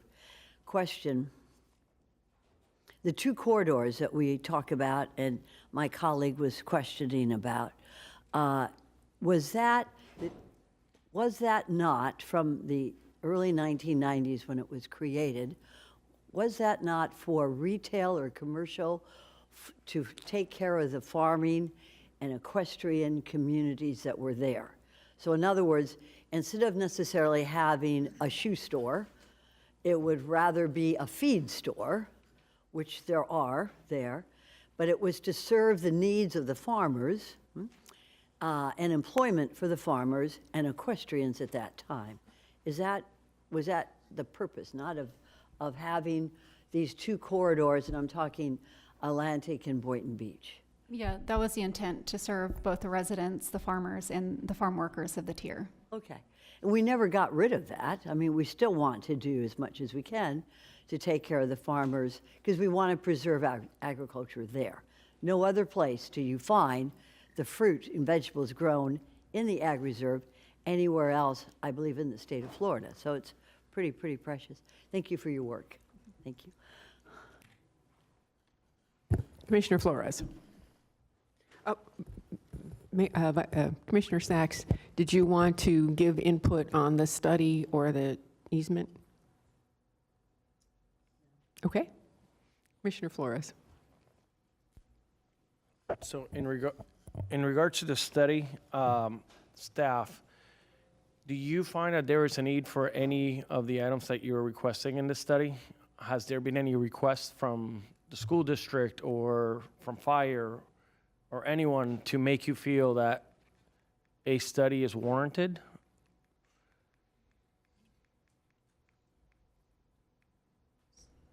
Or are we just posing the question to post the question? You know, so I think it could be helpful in some ways. We have a list of, we're seeing a lot of requested uses specifically in preserve areas where the school district is looking for a new site. You'll likely see some more text initiations for mixed-use projects. So in terms of having a comprehensive study that could look at those potentials, it could be helpful. But is it up to us to do a needs analysis about a school, or is that up to the school district? Well, yeah, the school district would. Yeah, so be I part of would, that. I would leave them to do their study and figure out where they need schools, and behooves them to act accordingly, because I think land is at a premium right now. So that's up to them. So I'm not in favor of the study at this point, considering how much land is available. And regarding the 10%, it should not be part, I agree with my fellow commissioners. You know, for me, this is a very interesting concept, and going through the history was very was good. I enjoyed it. Thank you for dedicating the time and effort to answering my questions. And I thought your presentation here is very thorough. There were things that I questioned about what the decisions that were made before, and I had some of those questions for you. But I do appreciate that our predecessors did have the foresight to preserve an area of our county to make sure that we continue to farm and have agriculture in that area. And I know the bond is a big topic when it comes to this area, and the assumption is that we purchased all this land when we really didn't. We only purchased 10% of the total land available. We have been able to preserve others through other ways, whether it's the state or dollars that were used to purchase certain lands. But where we're at now in the county, one of the things that we see a shortages in housing. And one of the things that you guys mentioned to me, that when this was originally zoned, inclusionary zoning wasn't included in this. Could you give me the reason why? Was there a reason why we have $1 million homes and over instead of inclusionary zoning for the ag reserve? That one will be on me to answer. Be there from the beginning. The decision was made early on, so when we wrote inclusionary zoning in 2005 and 2006, excuse me, the decision was made because of the density limitation. So again, the base density is 1 unit to 5 acres. If you engage in a PUD, you automatically create 1 unit to the acre. At the time, and until we created essential housing, that was it. So there were no bonus densities or things of that sort. So the thought was, because it was a unique structure of development, because it required, excuse me, the set aside, to not require an inclusionary component, to not require that workforce component that comported with the development pattern that was there. There was no basis to apply a bonus density to it. So what the outcome has been is $1 million homes and over in the ag reserve, and it's great.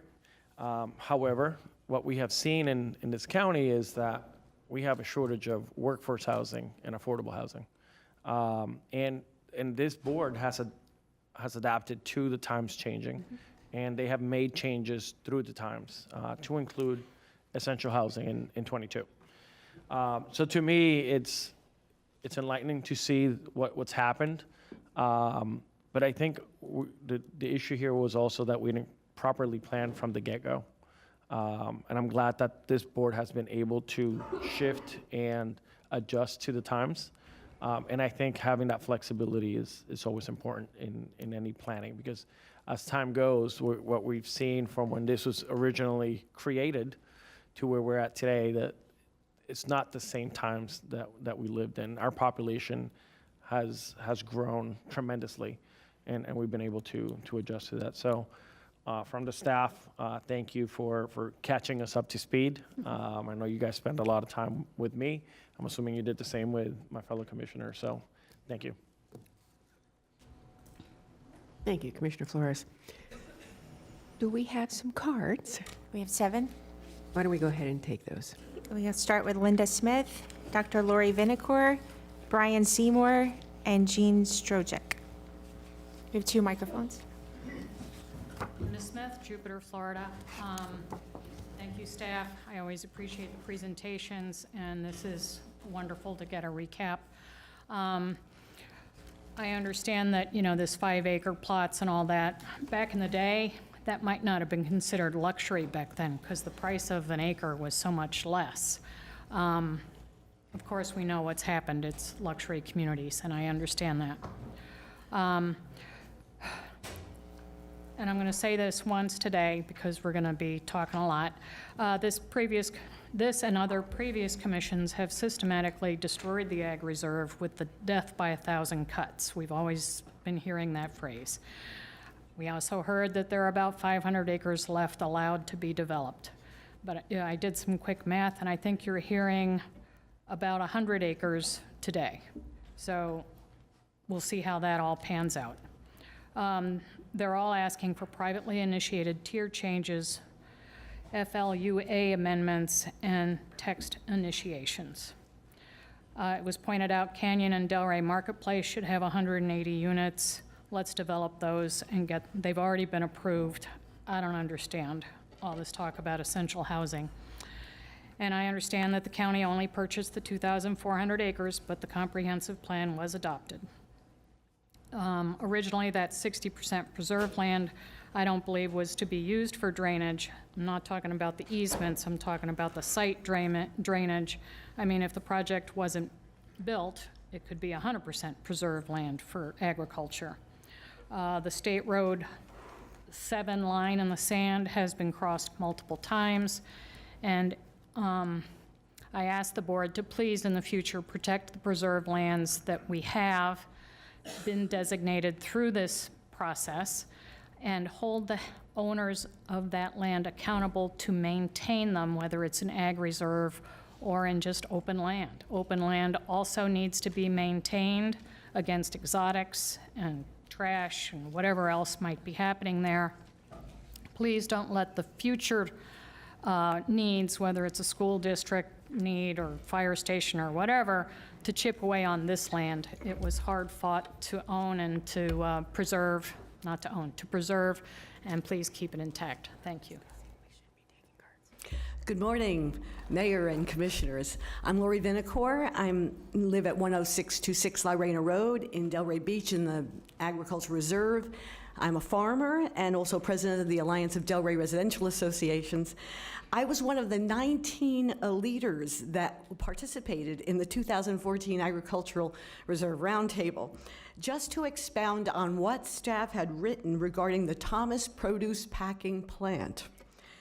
To the opposition of the Alliance, the Board of County Commissioners removed from the agricultural tier the Thomas Produce Packing Plant, which is at the corner of Clintmore Road and 441, about 39 or 40 acres. We requested there to be not hundreds of thousands of commercial square footage and a CLF and a few other things there. So, but if they had done that, they would have changed the agricultural reserve for the future. So what they did was they decided to remove it, and it went to the urban-suburban tier. So they got approval for hundreds of thousands of square feet of commercial and a CLF. Well, most recently, the developer asked to change it to completely residential. And now there's 72 homes being built on that 40 acres. But it's not in the agricultural reserve anymore. But just to think of what the agricultural reserve would have looked like differently if perhaps at that time the 72 homes were, the residential would have been used for that Thomas Produce Packing Plant area, which is now residential. And that's just demonstrates the residential nature of 441 corridor south of Rio Grande Avenue, which the commissioners decided would be. Stonebridge Country Club, the Oaks were all very happy that once it did become a residential parcel, because that's a residential corridor. Thank you. Commissioner Sachs, your light is on. Okay, Dr. Vinacore, could you come back? Lori?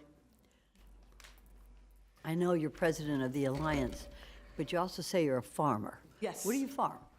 I have horses, and we have exotic fruit trees, all sorts of exotic fruit trees. And our Alliance July 2nd meeting is going to have Ron Rice come to speak about the agriculture and all, and farming our backyard, so that some of our communities, which are smaller lots and even condominiums, can plant in pots trees, fruit trees. So we have everything from mangoes to avocados to carambola to many longans and all. And that's what we propagate. And that's unique.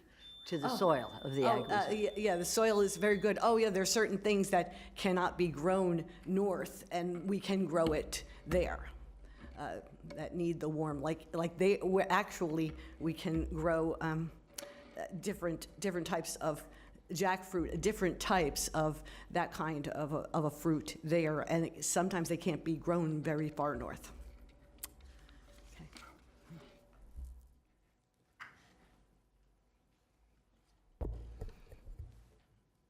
Good morning.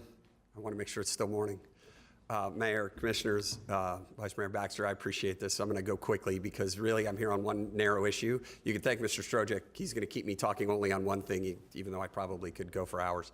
And I heard from three of you, starting with Commissioner Weiss. What we're talking about is the 10% question on the easements. This is a critical issue because we've been held up for a while on the one approved EH.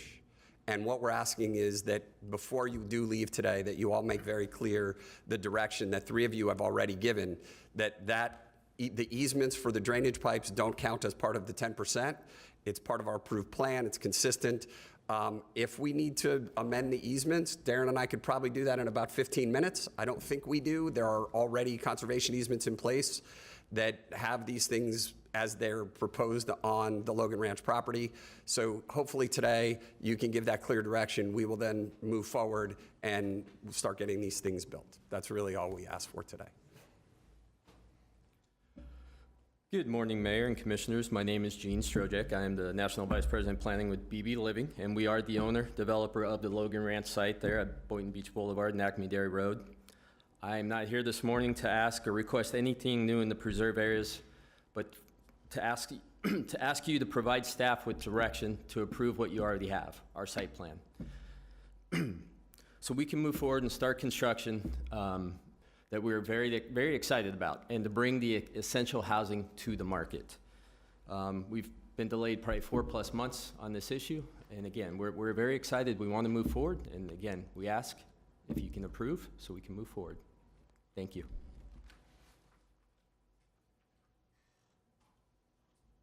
Read off the other three. Apologize. We have Dagmar Braz, Rick Roth, and David Schulson. Rick Roth. Did I say that? Rick Roth. Okay. Good morning, Commissioners. My name is Dagmar. I have been following the Ag Reserve and been a part of it since its inception. I just did want to let you know, if you need to have a question about schools, all you need to do is go out there. We have an elementary school, we have a middle school, we have a charter school that meets the needs of the middle school and the high school students in the area. We also have a school that's on Lyons Road in Happy Hollow. The school was constructed and it's actually abandoned. It was not successful. If somebody needs another school, I do believe they can go on that site. We don't need to do another study. Our biggest in the West Boynton area and also in the Alliance area is the roads. You don't need to hire somebody to study the roads. We know what the problem is. Take the $500,000 and let's throw it towards funding on widening Lyons Road and some of the other things that need to be done in the area. I do have a question, though. I did want to say real quick, the commercial that's in the Ag Reserve was always touted to meet the needs of the people who live in the Ag Reserve. We don't want to pull people that live east of the Turnpike into the Ag Reserve because we might have a cooler 20-screen movie theater or something. We would like to keep the school, the commercial the way it is, constricted to those two intersections. And also, please don't mess with the commercial cap. We do have all the needs that are being met right now. We have a grocery store. Actually, the third one's going in because the first two were not successful. So don't open up that commercial cap. We have what we need, and also the location criteria, if we could keep that in place as well. The one thing I wanted to ask was the Logan property, which is our supposedly the first essential housing project that was approved. Why isn't the reserve at Atlantic considered a housing for essential housing as well? That's 8 units to the acre. It's almost 500 units. Whenever we talk about essential housing and there is none, that project always seems to just slip off the page. Could somebody explain to me why that 500 apartments on Atlantic Avenue is not considered essential housing? Thank you.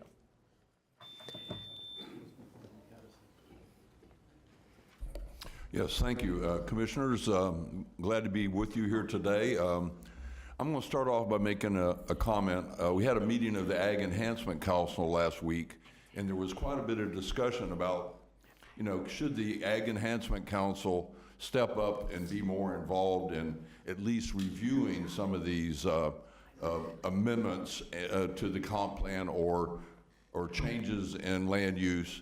And I think that's a very, very good thought to take. I think Stephen Basor is our chair, and I think somebody said that he was actually put on the planning. So that's a great first step in that process. So I want to make a simple comment.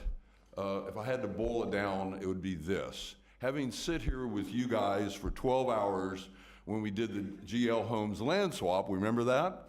And thank you, then Mayor Weiss and Commission for denying the swap. One thing I did learn, and I learned a lot today, one thing I did learn at that big event was the people that live in West Delray and West Boynton, and that would be the Alliance of Delray and all those other people, and the people that live in Loxahatchee, and the farmers that farm in the Ag Reserve area, all have the same thought. We don't want any more congestion. Our problem in Palm Beach County is that we have not kept up with the pace of growth, particularly in my area of unincorporated Loxahatchee.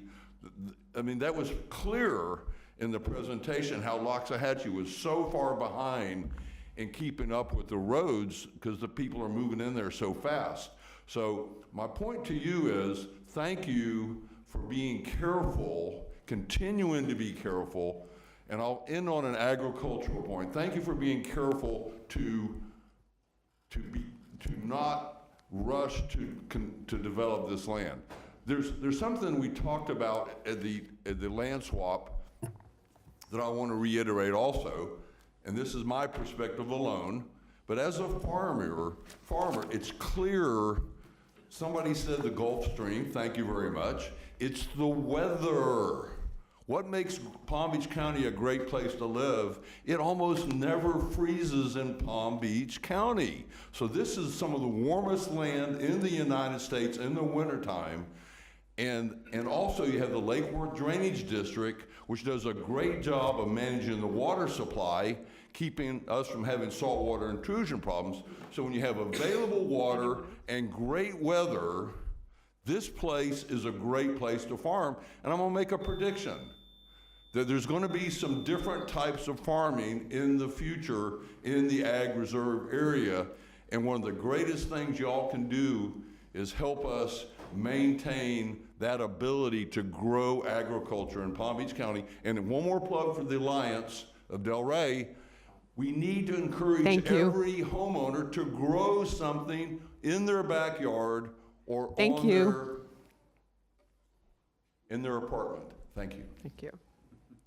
Okay, good morning again. David Schulson, the Cobra delegate from Valencia Reserve, and I was glad to hear that the commission doesn't feel that it's necessary to spend money on a study. You've got a great staff. They did a great presentation. And I just want to touch just briefly on two issues since it was next door to us. Valencia Reserve supports essential housing. Our issues are with density, building heights, but also I just want everyone to understand essential housing, I think, is a bit of a misnomer. The income tiers start at around $62,000 and go all the way up to $145,000. The rent difference for teachers, firemen, policemen who are starting out, it's a little bit less in the lower income tiers. There's really no difference when you hit $130,000, $140,000. So I think we keep you saying essential housing. We support it, but let's be clear of what it really is. And then as far as the traffic issue, what I think the focus should be, and Mayor Sachs has spoken to this, we've used the word pause. Could you stop until the county can catch up? And I think the issue for this commission is, got a great staff in engineering. Joanne Keller couldn't be better at being responsive to when we ask what's going on. But the latest update, for example, on Lyons Road is there's a good chance the widening of Lyons Road from Boynton Beach to Flavor Pick onto Atlantic will not be completed realistically until the end of this decade.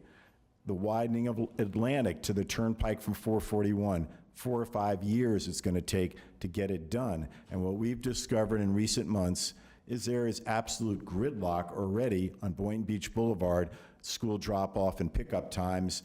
This morning at 8 o'clock as I was leaving, backed up almost halfway down to 441. And I think the focus should be on, just as someone said, somehow to really get going to whatever the funding is and get the projects going, because right now it's going to take quite a while to get it all done. So traffic, you've got a great idea with your, whatever it's the transportation master plan is going to cost some money. That's a great idea, and hopefully it'll create some good ideas as it evolves. But I just wanted to say that to you, and thank you again. Thank you. Commissioner Sacks, your light is on. Thank you, Madam Mayor. I think we have exhausted all the cards, and I just want to make mention that at the creation of the Ag Reserve, it was COBRA's Richard Carrington, Dagmar Ross and her family, and the alliance with Lori Vinegar and Fran Reich, West Boca Community Council. These are the leaders that helped with our staff, 2 of which are still here today, to create this most unique area of land in all of Florida. So I want to thank you all for what you've done. Thank you for being here today in these lengthy meetings. And I am very proud to, represent this area and the people of this area, and to continue the hard work that was done 20, 30 years ago. Lisa, you were there. And Twee. Thank you very much. Thank you, Madam Mayor. Thank you. Commissioner Woodward. Thank you. 2 quick issues that I was reminded of. One, the gentleman brought up school traffic, and this was something that I had in my discussion yesterday. I know there's a postponement for the item that this would have directly impacted, but we do know that there are a number of schools that are not absorbing their car line. And when we approve any of these, like they have a transportation plan, they have a route that they show us that's on their property that they're supposed to absorb a car line. So my question is, has been reported, I saw videos of it, and I see it around the county, but anytime we have a school that is blocking an entire lane of traffic for a half mile, however long it is, if they're blocking traffic on one of our roads, what is our solution to that? I got a Quasi, you can jump in, but I would say anyone utilizing blocking a lane of traffic, if they were doing something, we would reach out to law enforcement, be it PBSO unincorporated or local law enforcement. But no, without approval, without a maintenance of traffic approved plan, blocking is not permitted. And as far as the plan that they're supposed to have, I mean, would that be something where we have the ability to go on site and see why they're not bringing cars onto their property and instead blocking a lane of traffic? We can review their plans when they submitted, got their approval, and go out on site and see whether they're following that plan or not. Okay. If not, then they will be cited as. It's a charter school the one that was brought to my attention is a charter school, so I guess it wouldn't fall under the school district, or maybe it does. But either way, if we're approving the site plan, part of that plan is that they have to absorb their car line onto their property, get them off of the road. Correct. And when they're not doing that, I mean, we have to have some method for enforcement. And I do want to draw the distinction between a private school and a public school. Public school, we will see them, we will work with them on a traffic plan. That then becomes the responsibility of the on-site staff, and it is deviated from at times, and we deal with those situations. Private schools, if it's unincorporated, where you have conditions of approval that require it, those are very enforceable. Okay. Which was charter? Sorry, I meant charter and private. Anything non-school district, I meant to use the same. Okay, well, I would like to see us get a lot more proactive when these are brought to our attention, because these areas are already congested without having an entire lane of traffic blocked every morning and afternoon for school pickup or drop-off. So without any objection, I would like to initiate staff to get on these, please. and let the schools that are listening, if they're not listening, to be on notice. I mean, it may take us a while to get this done, but before next school year, I'd like to see them resolving this so that they are absorbing their car lines onto their property and not blocking our roads. Second thing, I did have a meeting, it was having discussion on lakes or water features on preserve that's not considered part of drainage, where it's more of like a wetland feature or a nature type. What is our policy on that? Where it's not drainage, but it is a wildlife refuge or some sort of water. So again, it depends on the future land use. If it is a regular 60/40 PUD, there are no excavation activity allowed in the preserve area. Some of the discussion that you've had and that staff has, been brought up to staff is some of these excavation are for aesthetics and/or for building pads for the development area. So it really is talking about the activities that could occur on there. In those cases, we would defer back to the future land use amendment and any conditions and any allowances that would be done. In one case, we have done that, and we have specifically wrote in there's as a requirement that the fill stays on site. And again, there are certain, consideration at the time of future land use. For those that haven't had those special conditions written in there, they would have to do a future land use amendment, and it'll come before the board for that. Okay, so there is an option to have that. It would just need to come to this board for consideration? Unless it's already approved as part of the land use. Yeah. Do you want clarification?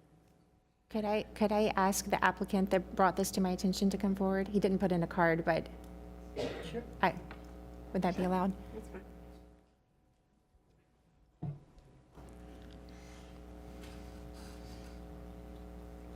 Good morning, Scott Backman, thank you. The issue that Tweet just raised, we've been having discussions on.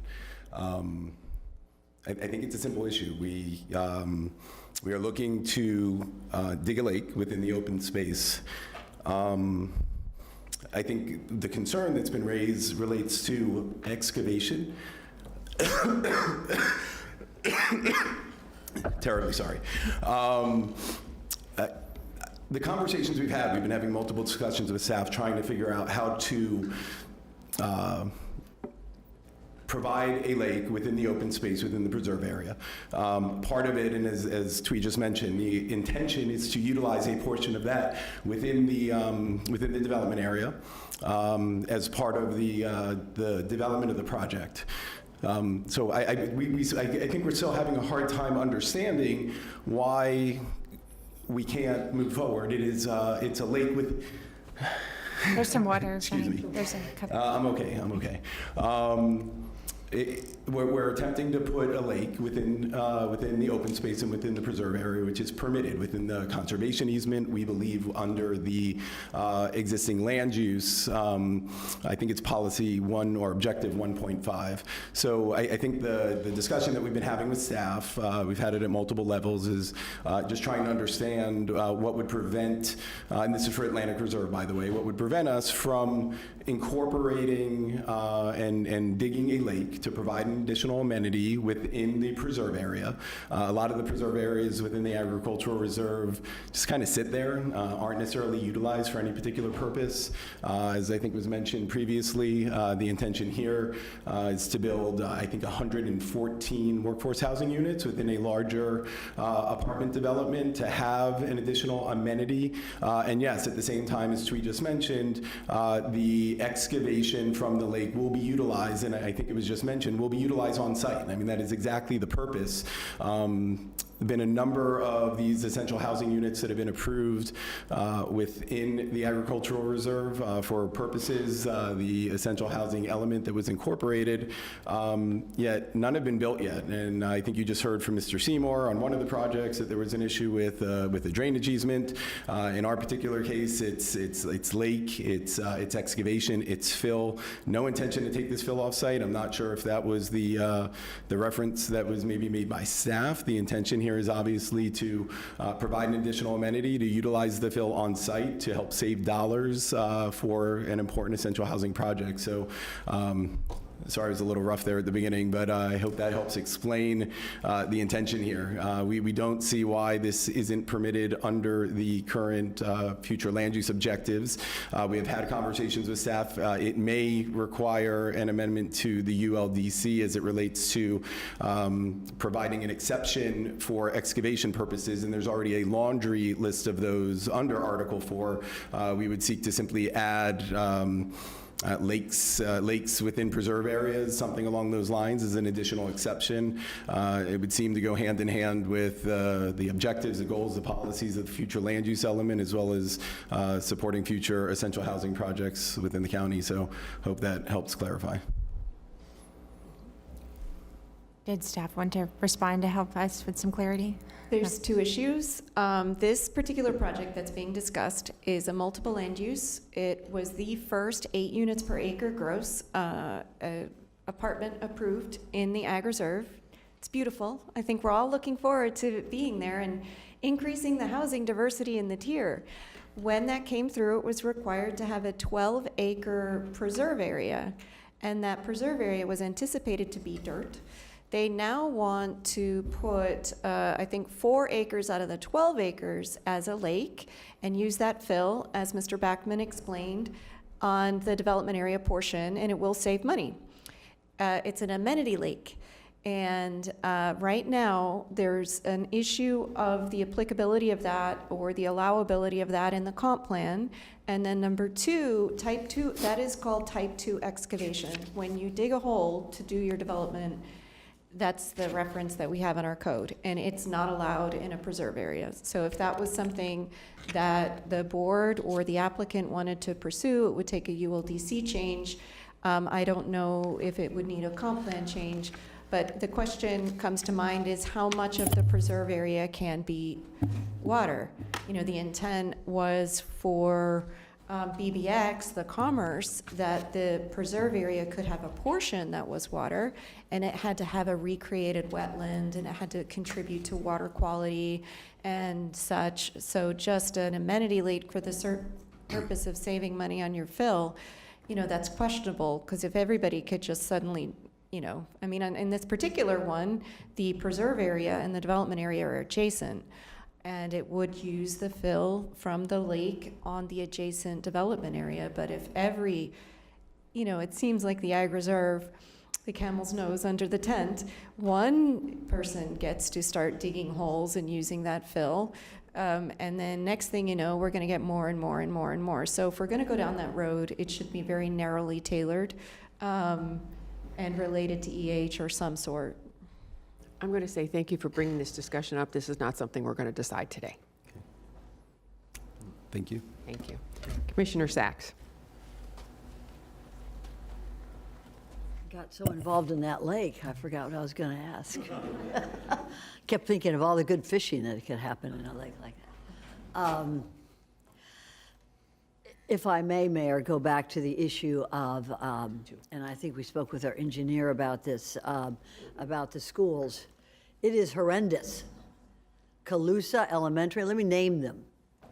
Calusa Elementary blocks up Clintmore Road, and these are elementary school kids. West Boca High School, same thing. Olympic Heights High School. So how in the heck did we ever approve these without requiring the schools to have the pick up and let out inside their district, inside their space? So yes, but I have to say that Joanne in engineering is working on this. There's actually a committee between the school district and our engineers that work on transportation issues with the schools. So it is a mess. It is dangerous for the children, for the parents, and for the public. But I think that with our engineering staff and Aaron, Joanne particularly working on it, that we're going to get a solution. We have to, because we've overdeveloped, and then, oh, the roads. Oh, we forgot. That's not too, beautiful to think about roads. We want to think about everything else. No, the roads are the first thing we get in, then we do the development. So this is what we have today, and that's just in my district. So I can imagine other districts, what they go through with regard to schools. So I'm looking at my traffic engineer here, and we are working on it, and we will be very careful about any more development. Thank you very much, sir. Thank you, Mayor. Thank you. Commissioner Flores, and then we're going to bring this discussion to a close. I just want to comment on the comments that Commissioner Sachs just brought up about schools and the dialogue regarding it being backing up into the streets. This happens everywhere in this county. Anytime there is the start of school, there is no magic bullet to this. Parents need to drop off the kid to then go to work.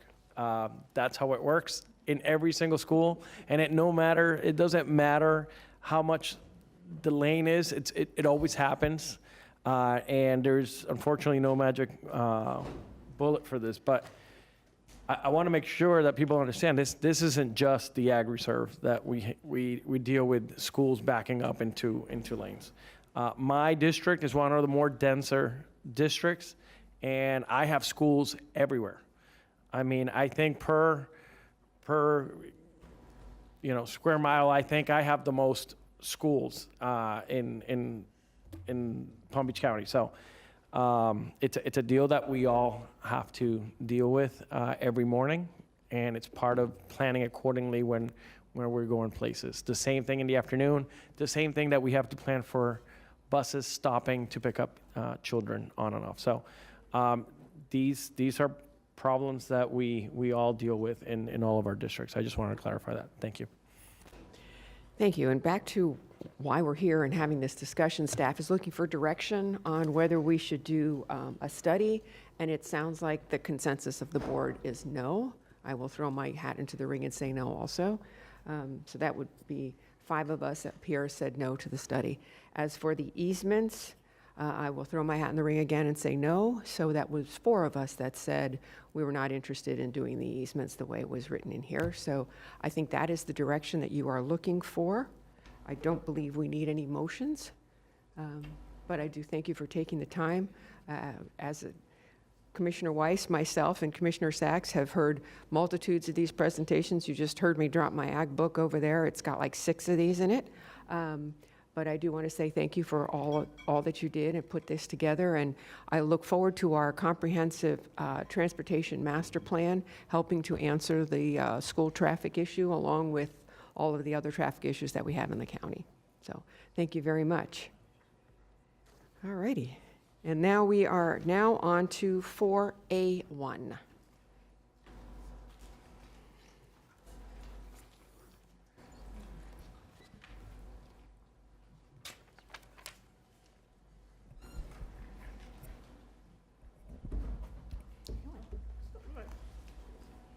And just for everyone to know, we are going to take a lunch break at 1 from 1 to 2. Good morning, Commissioners. Good morning, Madam Mayor. For the record, Timothy Haynes, Environmental Manager of ERM.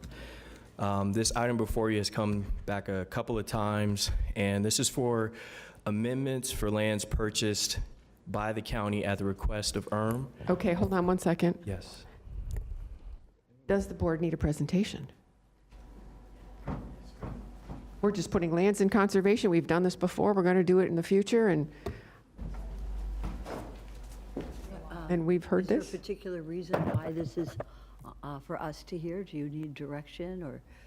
This is for final adoption, so. This is the final adoption. I Heard it twice already. Yeah. You've what? I'm We've sorry? heard this Heard it twice. Twice. Okay, I'm here to answer questions should you have. okay. Then I guess we won't let you go through the whole thing, although Well, I would be looking for a motion to adopt the ordinance. Second. I have a motion by Commissioner Woodward, or second by Commissioner Weiss. All in favor, all opposed, this motion carries 6-0. Thank you very much. Thank you. And we know where to find you if we have questions. Yes. Oh, I apologize. Linda Smith, you have a card in. I think you're in support of this, right? I'm in support. I'll be very brief. Thank you. And I'm very excited about tomorrow. Thank you. We're on to 5A1. Do we have cards on 5A1? We do not have cards on Okay, perfect. All right. 5B. 5A1, farm worker housing text. Do we need a presentation? Mayor, Commissioner unless Baxter? somebody wants a presentation, I'll make the motion to approve. No, I do. No, this is an important issue for me. The farm work, yes, I would. Thank you. Good morning. Bryce Van Horn with the Planning Division. So this is the proposed comprehensive plan amendment before you today, which is the farm worker housing revisions. This is a county-initiated proposed text amendment to revise several elements in the county's comprehensive plan in order to allow for additional opportunities for farm worker housing in the Glades tier. Just for a brief background for why this amendment is before you today, and of course there's a far more detailed background and chronology in the report, but in summary, in May of 2023, the Board of County Commissioners initiated amendments to the county's Unified Land Development Code, or ULDC, directing zoning staff to bring back amendments to the code to allow for the expansion of farm worker housing opportunities, specifically, again, for the Glades region only. Further, in August of 2024, after staff review of the comprehensive plan policies, planning staff requested and the board initiated comprehensive plan text amendments to facilitate the expansion of farm worker housing opportunities concurrent with the ULDC amendments. So these text amendments were needed due to provisions adopted in the comprehensive plan in the late 90s. First, farm worker housing required a minimum site acreage of 25 acres. Second, farm worker housing defined only as farm worker quarters in the plan is only allowed on site of an accessory to bona fide agriculture, so there's no off-site provision. Third, the plan only permitted farm worker housing in the agricultural production, or AP, special agriculture, or SA, and agricultural reserve, or AGR, future land use designations. So this proposed text amendment was initiated for the Glades area only, what is referred to often as the Glades region, or as adopted in our comprehensive plan as the Glades tier, which you can see here on this map on the left. This map shows the Glades tier in the red boundary, generally west of 20 Mile Bend, out to Lake Okeechobee, and to the county's northern, western, and southern boundary. So when we're talking about the tier, that includes both the Glades RSA, or Rural Service Area, and the Glades Urban Suburban tier. And the urban suburban tier are the smaller red boundaries near the lake, generally around the cities. You see in gray there, Pahokee to the north, Belglade, and South Bay. And as you can see from the table on the right, which is unincorporated land area in the tier by future land use designation, there's over 830,000 acres in the tier. Much of it is conservation future land use designation, which is the dark green area, which is over 340,000 acres, about 413 acres of park designation, and about 274 acres with transportation and utilities, or UT, future land use. And then outside the Glades urban suburban area is over 471,000 acres of agricultural production, or AP designated land, where farm worker quarters is currently allowed. And there's over 24,000 acres of land designated with other future land use within the urban, the Glades urban suburban tier. So this amendment proposes proposes to amend 3 elements in the county's comprehensive plan in order to implement the BCC's May 2023 direction to expand farm worker housing opportunities in the Glades tier, and will facilitate the provision of farm worker housing concurrent with those initiated ULDC amendments. So first, the proposed amendment would revise two policies in the housing element, policies 14C and 14D, to relocate and consolidate text related to farm worker housing into one single policy and delete the land use designations that farm worker housing is limited to. And also to relocate language related to general special needs housing into a single policy.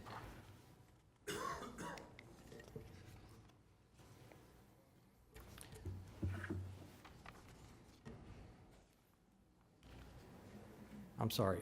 Further, we would retain the 25-acre requirement only for the agricultural reserve or AGR future land use. And again, the AGR future land use is not in the Glades tier, has a different set of requirements with respect to density and other criteria. So, and again, the amendment was directed for the Glades region only. Hold on one second. Sure. It seems that Commissioner Mayor. Sachs has her light on, and Vice Mayor, your light is on also. Yes. I have a question. Thanks, Mayor.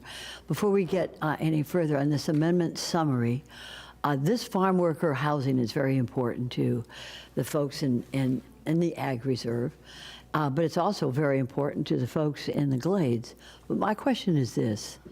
The additional definition is needed to establish farm working housing as a new use allowed off-site from bona fide agricultural land. Well, could you explain, and instead of just going over this, because I need to know if farming in the Ag Reserve can include farm worker housing. Well, our analysis is not for the Ag Reserve tier. I know but it isn't. It's for the currently, Glades, right? Yes, farm worker quarters is allowed. It requires a 25-acre site. That farm worker quarters has to be on site of a bona fide agricultural. This is Ag Reserve now, not Ag Glades. Reserve. Okay. There are density provisions in the Ag Reserve, both for straight AGR, land use designation, and there's provisions that allow for farm worker quarters in a preserve area, but of course that preserve area has to be 25 acres. It has to have bona fide agriculture, and it must retain density within that preserve area when it's put into preserve to allow for the farm worker quarters. Okay. So the provisions are a little bit different. That's what I wanted to make sure that the farm worker housing, I don't want to say accessory housing, but the farm worker housing in the Ag Reserve is part of this, but it is different than what we have for the Glades area. Yes. Thank you, sir. Thanks, Mayor. Thank you. You're welcome. Again, the proposed amendment will also revise the introduction and administration element to add a definition for farm worker housing. And again, currently, the INA defines farm worker quarters and further defines that use as one or more residential structures located on the site of a bona fide agricultural use and occupied by year-round farm workers employed by the owner of the farm. So we're proposing an additional definition to establish farm worker housing as a new use allowed off-site from a bona fide agricultural land while retaining still the farm worker quarters as an existing accessory option. We're also proposing to revise the future land use element, basically to expand the allowable future land use designations. This will be in part to establish that farm worker housing is allowed in conjunction with bona fide agricultural operation, including within the Glades urban suburban tier. It would again retain the use as allowed accessory to bona fide agricultural land, establish farm worker housing use as an allowed principal use on land that is not bona fide agricultural, subject to certain criteria that would be further regulated in the ULDC, and those ULDC amendments are still being worked on. and also provide that the use is allowed in the tier, and that's the entire tier, in any future land use designation, with the exception of those future land use designations that I specified in the table: conservation, utilities and transportation and utilities, or UT, and park. So staff is recommending approval. The Planning Commission recommended approval 9-0 at its May 9th public hearing. So the motions before you today are, one, to receive and file the business impact statement, and then two, to transmit the amendment.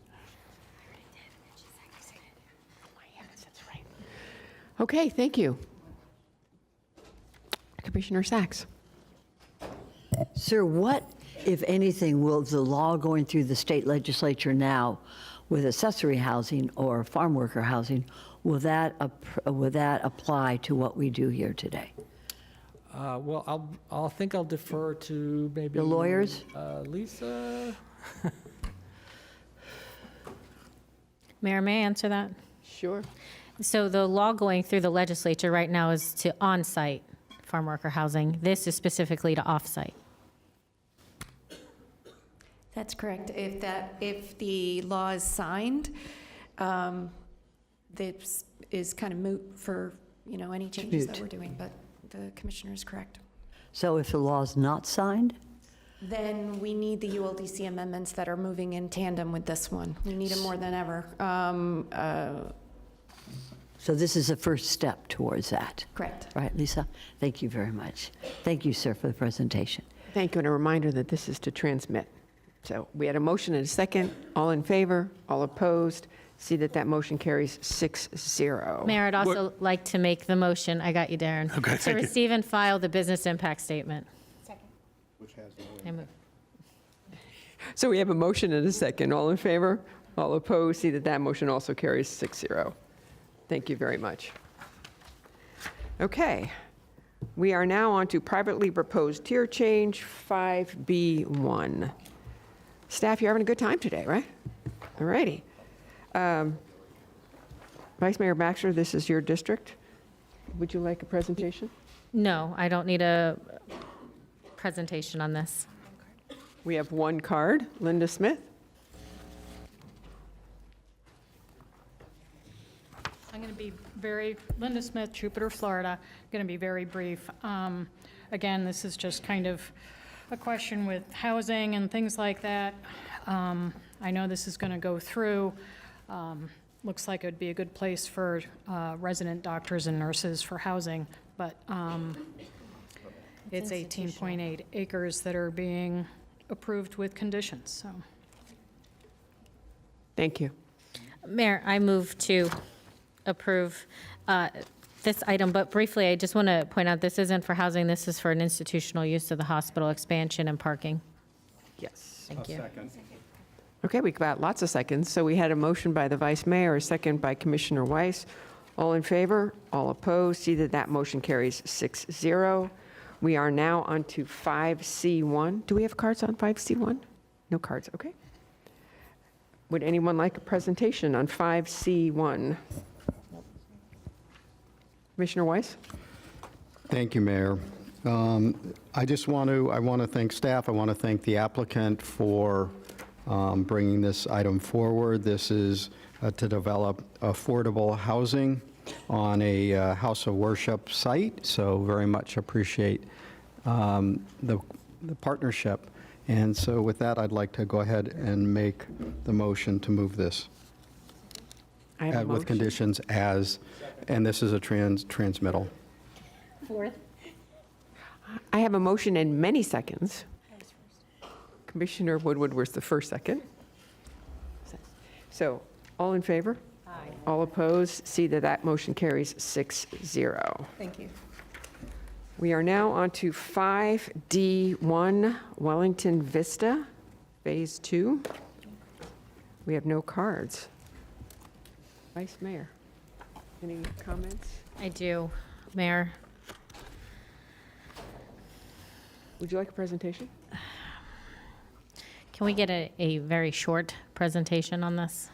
I can certainly keep it as quick as possible. Okay, thank I'll you. skip over a couple things. Good evening, goodness. Good morning, Brian Terry, on the record, Insight Studio here on behalf of the applicants. We're here to speak about the Wellington Vista development. This is a large-scale land use application request. It's on the west side of Lake Worth Road and the turnpike, or south side of Lake Worth Road, west side of the turnpike. It's a total of 30 acres as part of the development application. We're here to really talk about 3 acres that we're requesting a land use amendment for. The 27 acres is an existing community called Wellington Vista. Again, 370 units that are developed in that community. It went through the approval process back in 2018.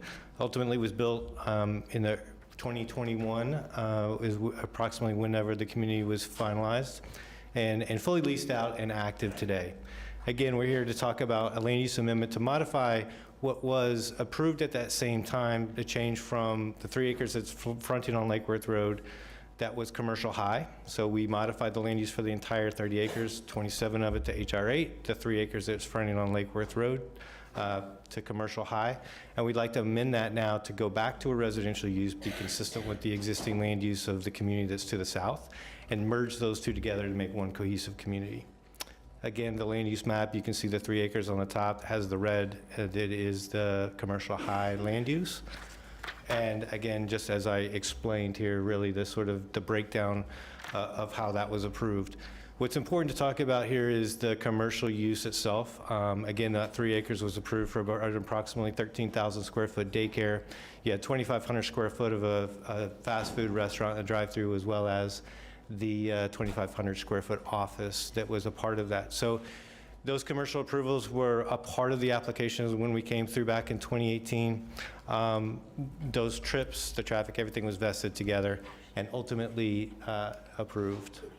So again, what we're proposing when we're taking a modification of that existing commercial approval, the commercial land use and those uses that were proposed, converting that to the 100 residential units, which we're requesting ultimately through the site plan application process. We are doing a significant reduction of the intensity as well as the density on, or traffic trips on the property. Real briefly, touch on this is how we get to the density. Again, it's based on the total of the 30 acres because they're being combined together now. So you see the HR8 land use, plus we're using the 2 programs, obviously, that the county prefers, the utilization of the TDR program for the 2 units per acre, as well as the workforce housing bonus density, and we're asking for the 5.5 units per acre in bonus density. So again, the whole community, 370 existing units, we're adding 100 for a total of 470 units on the property. Workforce housing, there are already a significant number of units on the site. We have 70 that are on the existing property, operational in the marketplace, being utilized. We're proposed, or there will be a 27% requirement on this property for the 3 acres. So for the new 100 units, the county will, and we will be providing 27% or 27 workforce units for a total of 97 within the overall development. This is some history. I can try to move past a lot of this. I don't know how relevant it really is.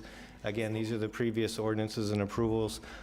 We did have a series of roadway improvements that we had to do as we were going through that process and ultimately building Hooks Road, which is Hooks Road is privately maintained by us, and different improvements that were all associated with Lake Worth Road, turn lanes, U-turns, all components that again were part of the overall approval, which included those commercial trips. So again, we're downgrading that requirement. This is within or near or adjacent to the Lake Worth Corridor master plan area. There was some interconnectivity requirements that were part of the overall community, which have all been constructed and built. And again, a reduction in traffic trips. I'm trying to expedite my conversation here, and we do meet all the criteria that were outlined by staff in the staff report. I think what is there are a series of conditions of approval we're proposing to amend. We're certainly in agreement with everything that's in the staff report and in the conditions as being proposed to be modified. And we do have staff support. We had 8-0 recommendation at the LPA hearing, Planning Commission hearing. And we think this is a great opportunity. You know, there's a lot of discussion here, obviously, this morning about development and density and intensity in portions of in the Ag Reserve and western portions. This is a great opportunity to see density placed directly adjacent to the Florida Turnpike along Lake Worth Road, where the services, the utilities, everything is there and functioning to accept this development and make it successful.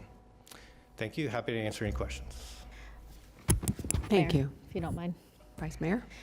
How many stories are you proposing to be built here? We're proposing 5 stories. And the closest, highest building to this area, I believe the Hampton Inn, which is across the street, is 4 stories. other than a hotel? I mean, I think that is the 3 stories that are part of the Wellington Vista community that's directly. already part of your That is part of our community. community. That's correct. I'm not a huge fan of high density, especially with the impacts. And we briefly went over studies of the traffic and so on. I really would feel better about this project if you guys would agree to limit it to 3 stories instead of 5. It just really, I think, is going to be a huge, it's not going to be compatible to the surrounding area, in my personal opinion. If my other commissioners like it, I'll leave it to them, but this isn't one I'm a fan of the way it sits currently.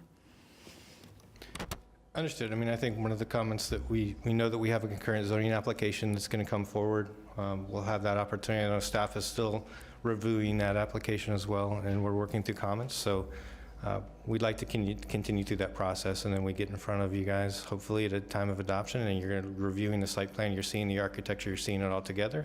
Hopefully it'll all come together. And at this time, this is just a transmit, so there will be a couple more bites at the apple. Commissioner Weiss. Thank you, Mayor.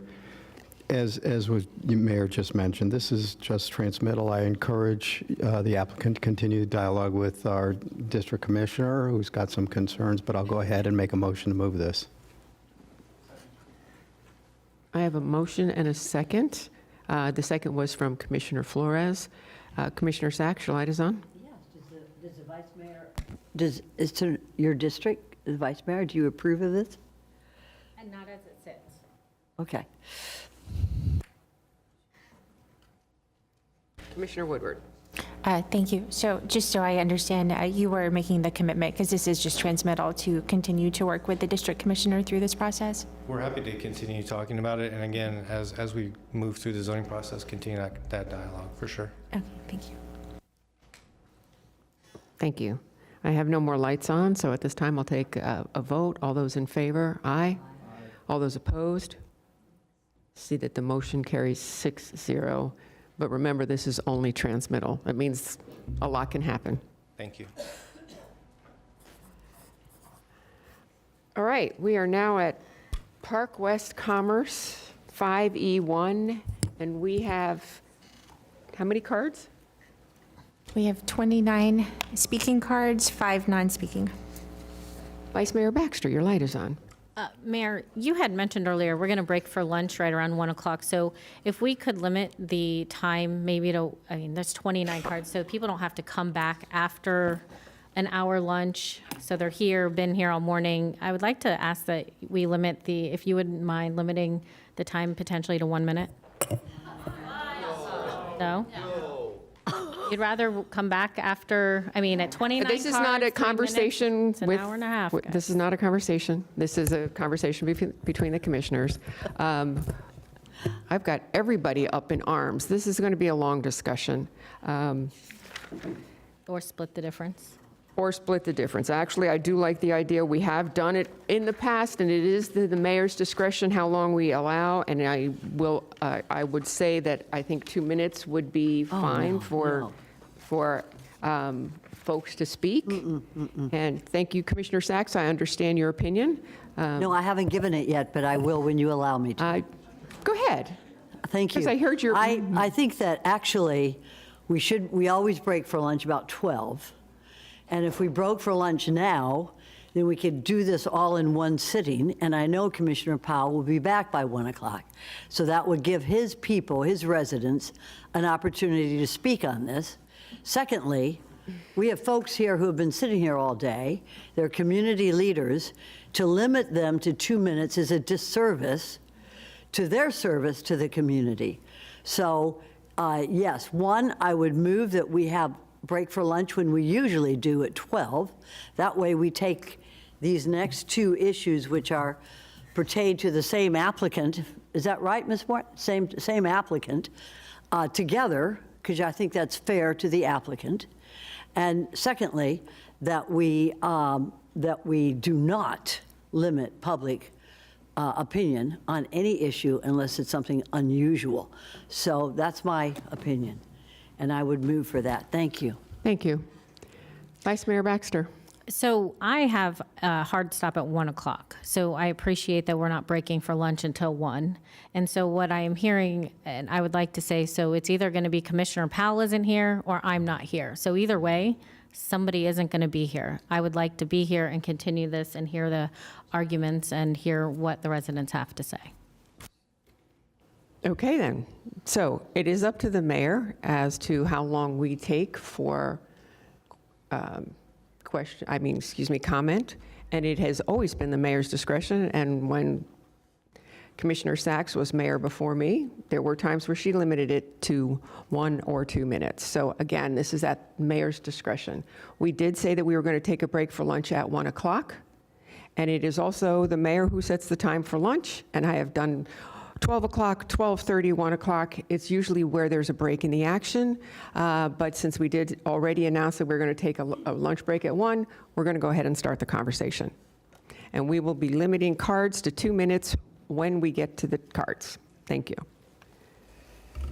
So we're going to have a presentation. Note my objection for the record on the issue, especially for public comment. Noted. Because I like it. I like public information.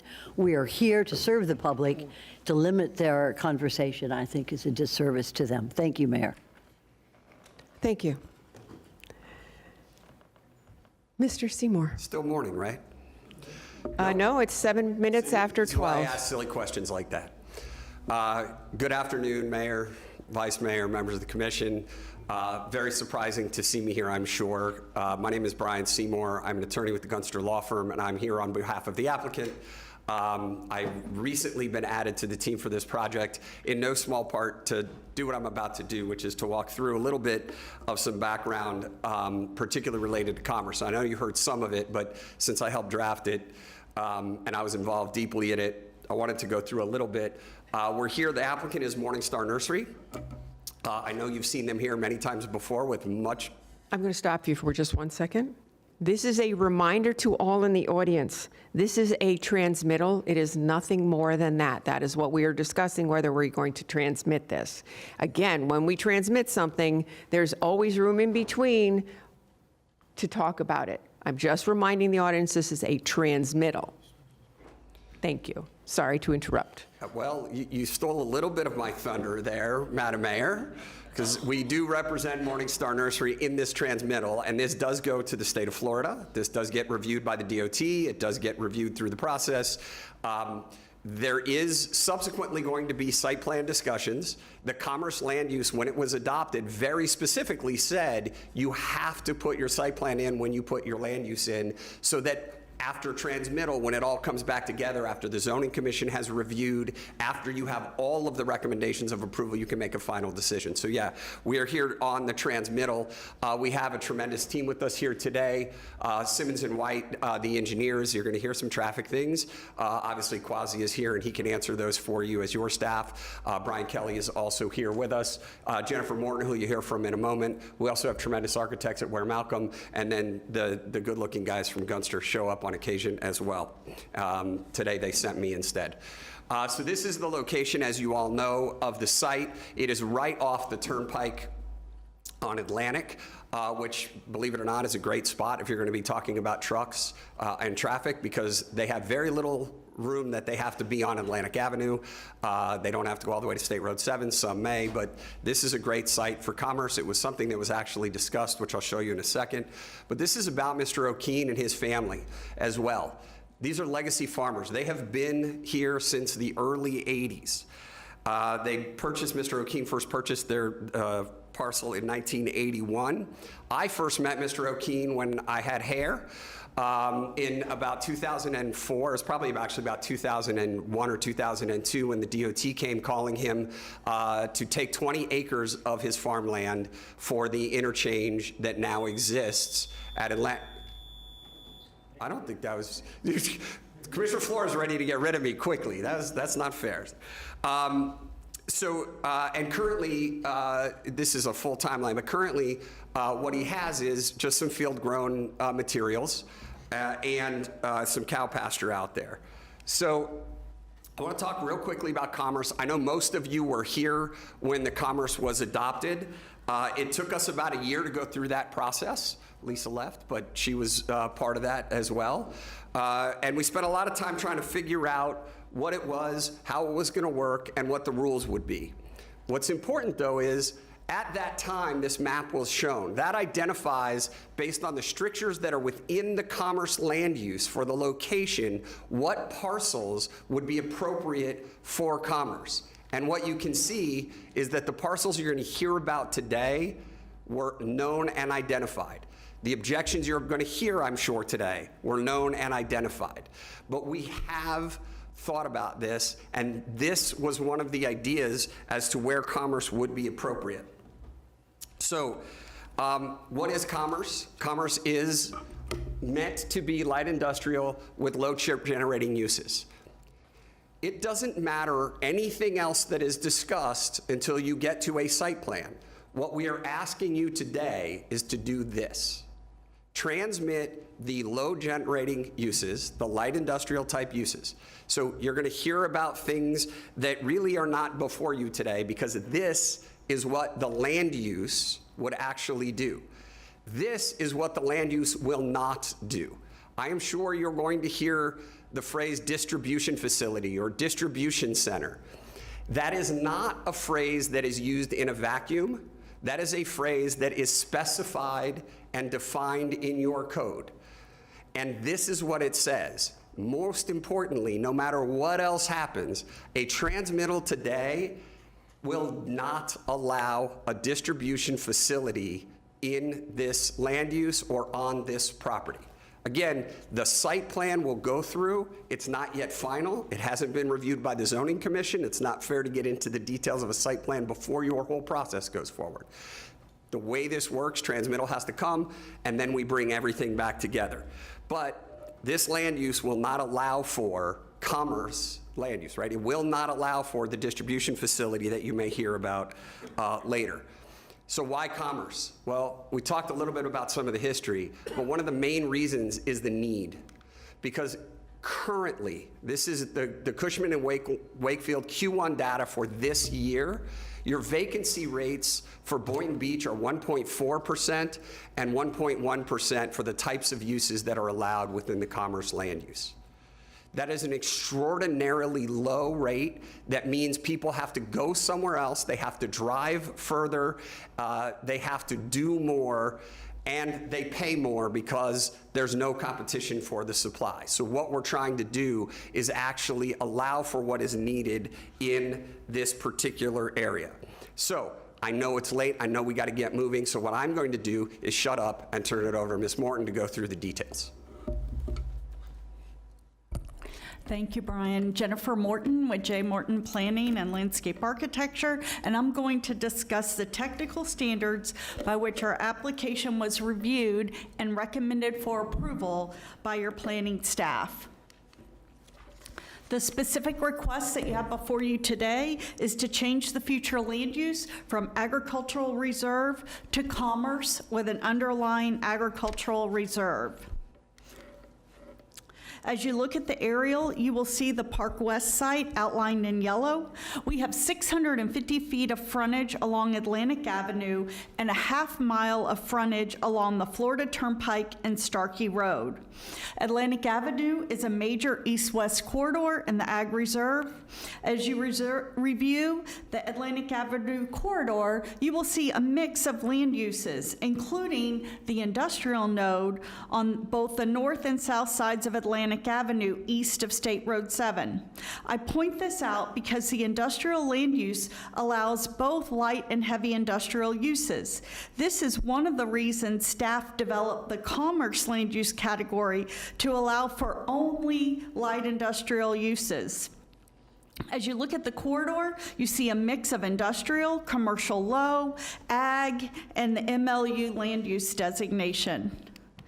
The proposed commerce is consistent with the mixture of land uses along the corridor. In addition, because of the turnpike frontage and the fact that the property is located and surrounded by 3 roadways, commerce makes logical sense as an appropriate land use category.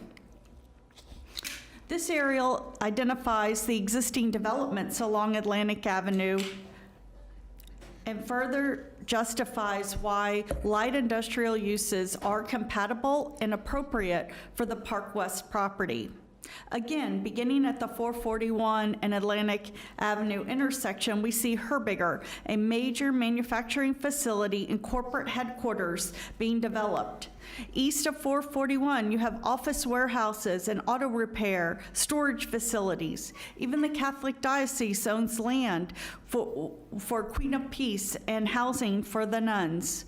There is an old public storage building, and then we have our new Reserve at Atlantic, first multifamily project to be approved in the Ag Reserve.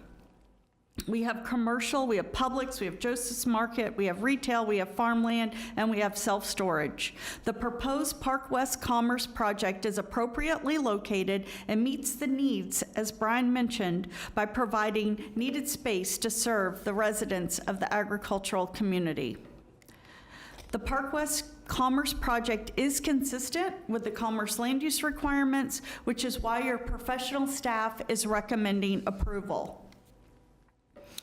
When the commerce land use category was adopted, the Board of County Commissioners, along with the planning staff, crafted strict language so that the Ag Reserve was not inundated with commerce. We comply with all 5 requirements for being able to request commerce. The first requirement, properties are no longer permitted to request industrial, which allows for both heavy and light industrial uses. Commerce is the only land use allowed because of the light industrial nature of the commerce designation. Commerce is limited to parcels that have frontage and access on Atlantic Avenue, Boynton Beach Boulevard, and State Road 7, north of Rio Grande Avenue. Park West has both access and frontage on Atlantic Avenue. There is also a requirement for a concurrent zoning application and site plan. So at the adoption hearing of the commerce land use, the zoning and site plan are approved at the same meeting. The application before you is just for transmittal. You will review the site plan together with the land use at time of adoption, which is why the requirement is here. We have several months to continue our efforts to work with the neighbors and commit to doing so. The requirements on size limit commerce to between 3 and 50 acres. The language also requires a planned development zoning district so that the zoning application will include a site plan. In addition, the preserve requirements of 40% less the first 16 acres will provide for 13.7 acres of preservation on Park West. In general, as you review the proposed request, you will find that your professional staff has indicated that Park West is consistent with the comp plan. We meet all the commerce land use criteria as described. We meet the specific ag tier policies, such as low impact development, with uses that serve the residents of the Ag Reserve. The proposed commerce land use request is compatible with the Atlantic Avenue corridor and is compatible with the uses along Starkey Road, as will be evidenced by our letters of support. The Ag Reserve Master Plan always contemplated employment centers for the Boynton Beach Boulevard and Atlantic Avenue Turnpike intersections. Finally, and very important, we meet all public facilities requirements, including traffic. This is the fourth land use change request that has been submitted for this property, and this is the only request to not need a 3.5D exemption. As a reminder, Policy 3.5D establishes long-range traffic requirements. If a project needs a 3.5D exemption, that means that the project cannot meet the projected traffic. This project meets the long-range traffic standards. Finally, this commerce request is the only request to have support from your professional planning staff, and it is the only request that has not needed text amendments and zoning changes. Speaking of traffic and why we do not need the 3.5 exemption, I'd like to show you some traffic numbers. This chart identifies the existing daily trips for the commerce land use request. As you can see, the prior mixed-use project generated almost double the proposed commerce max traffic. To break that down even further, the proposed zoning application generates 2,499 trips. That is a reduction of 8,579 less trips. That's a 77% decrease than the previously proposed mixed-use application. And the prior mixed-use project needed many text amendments and a 3.5D exemption. As with every project, this team works with the community. We reach out, have community meetings to share about the project and to gain input. Because this is only transmittal, we can continue these efforts and will commit to doing so. We have had meetings with the Alliance and with Delray Lakes Estates. Those meetings were productive and we had good dialogue. During the time between transmittal and adoption, we will have additional opportunities to meet and discuss the project. We have also worked hard to gain letters of support from the long-standing nurseries and farmers located along Starkey Road. We have submitted letters to staff.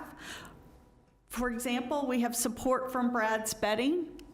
Brad owns the largest nursery in Palm Beach and Broward County. We estimate he does $25 million in business and serves companies such as Disney, Universal, Busch Gardens, garden centers like Home Depot and Lowe's. Second, the Bednar family, a 3-generation farming family, wrote a letter of support because of the alignment of Starkey and Persimmons. And yesterday, you received a letter from Kevin Costello of K&M Nursery in support of the project. We also have support from Pro Gardens. In conclusion, we meet the requirements for the commerce land use request. Your professional staff is recommending approval, and we respectfully request the board vote to transmit the application, and we commit to having further meetings with the residents and anyone that wants to meet. We're all available to answer any questions that you may have.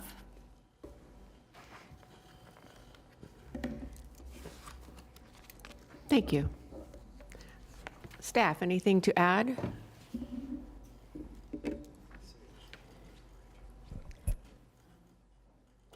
No, if there's any questions on board, we do have a presentation, but I don't think it's needed with the thorough presentation that's been given. But if there's any questions, our staff is willing to answer. Dorian Bellosa is our staff that's the project manager for this. Thank you. Commissioner Sachs. Thank you, Madam Mayor. Hi. Oh, I heard something about commerce not being part of a distribution center. Does commerce allow for a distribution center or not? It does not. That's in the Unified Land Development Code. Okay, so what is it that they plan to put there if it's commerce? They're looking at warehouse with accessory office. Warehouse? One warehouse? It's several buildings as proposed Several right now. buildings. How many square footage? Let me double check on that. At this time, is that part of the process? It's related to the, maximum potential of the site, but it's up to you if you'd like me to continue. Go right ahead. Okay. So they are proposing 150,000 square feet of self-service storage. 150,000 Just square over, feet of storage. Air conditioned? I would believe so. Air yeah. conditioned, right? Okay, so that's it. There's more. Okay, there's more. So a little over 30,000 square feet fitness center. 30,000 square feet of a fitness, but let's go back to the storage. Okay. Okay, air conditioned. Wouldn't that include produce to be stored there? Well, I believe this is intended, for more of the residential self-storage that happens. So it wouldn't be for agricultural uses, it would be for, like if I have too much shoes or something, I'd put them in a storage unit, right? I don't think it would preclude it. The warehouse component of it could have that agriculturally related storage, though. And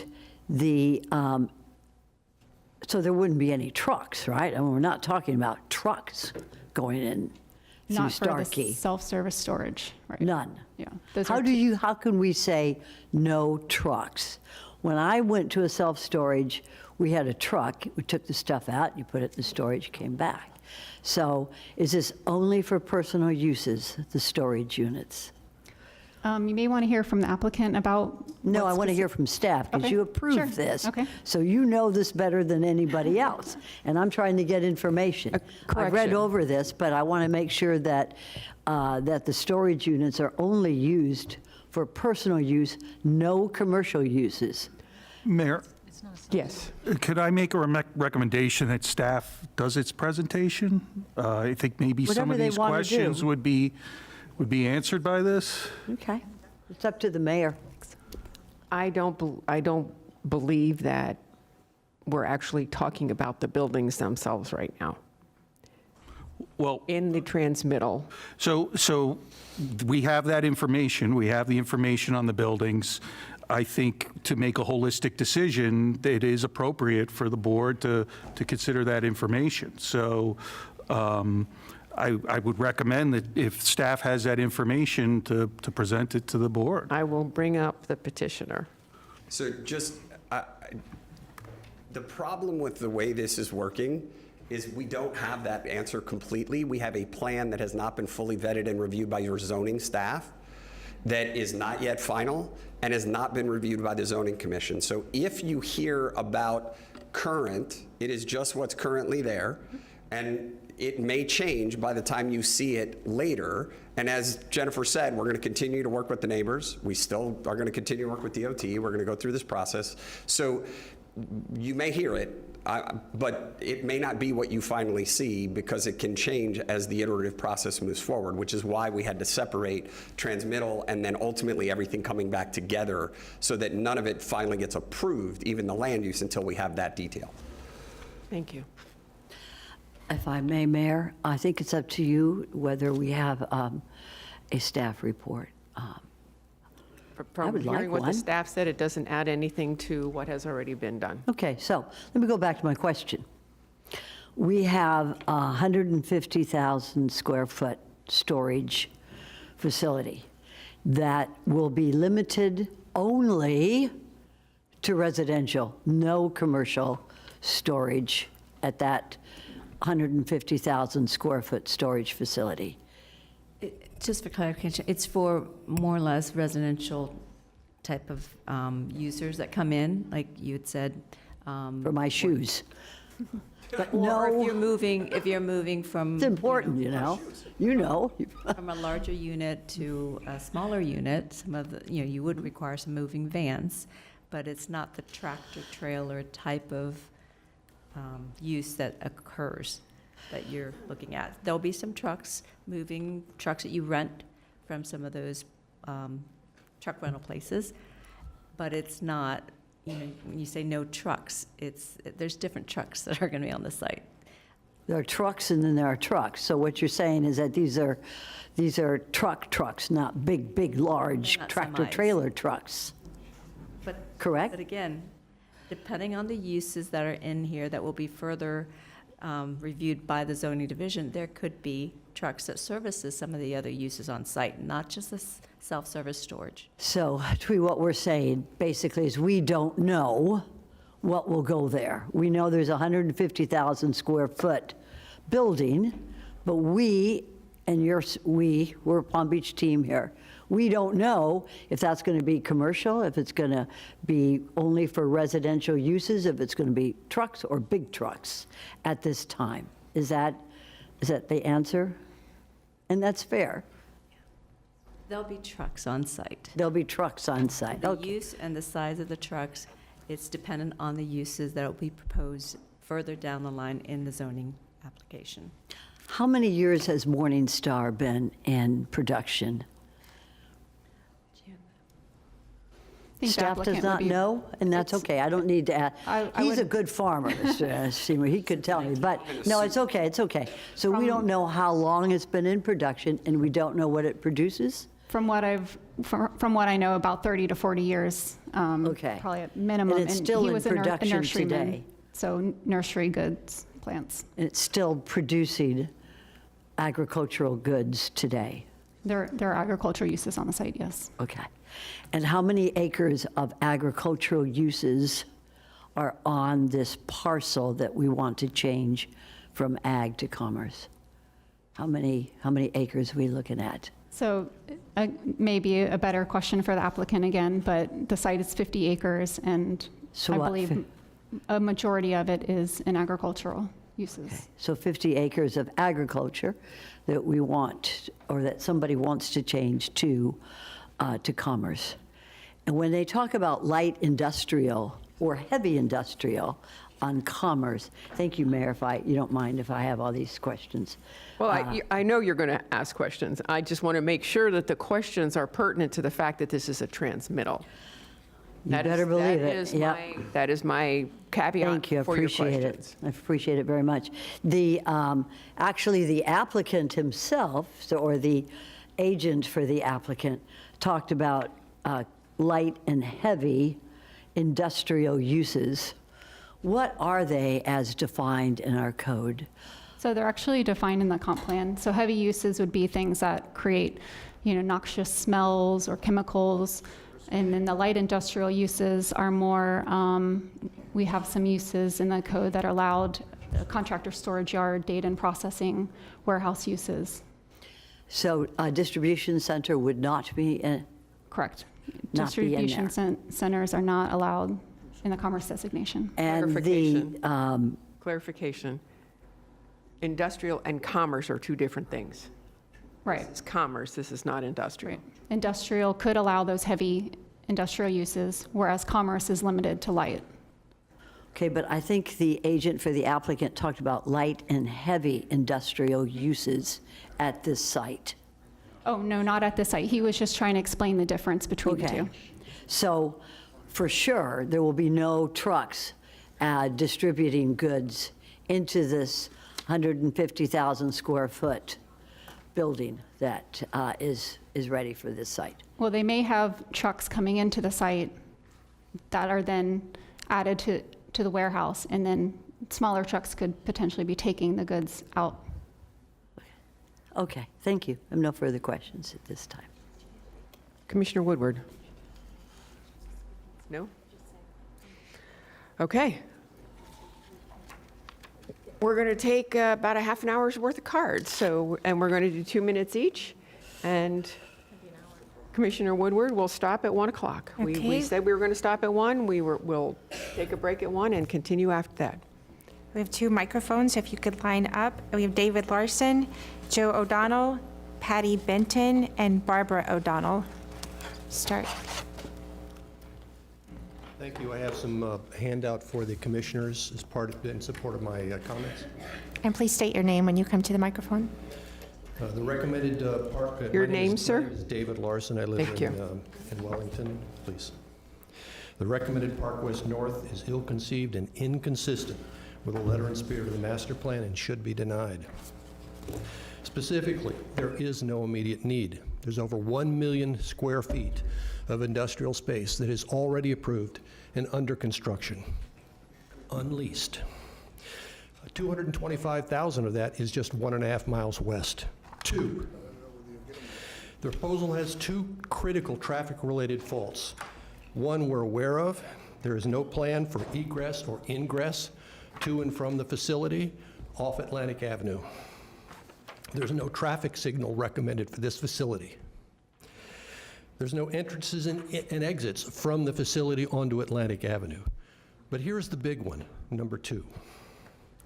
Warehouse space is subject to high levels of variance in usage and traffic levels.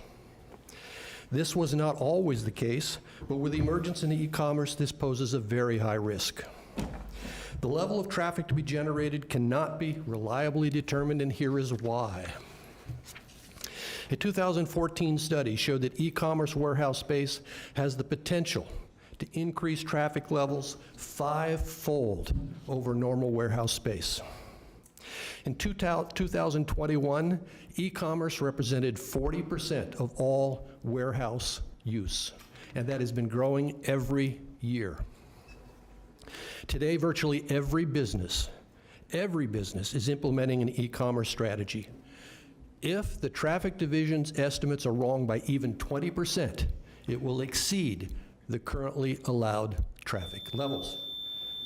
Developers' plans show they expect very you, high sir. traffic demands in this facility. Thank you, Mr. Larson.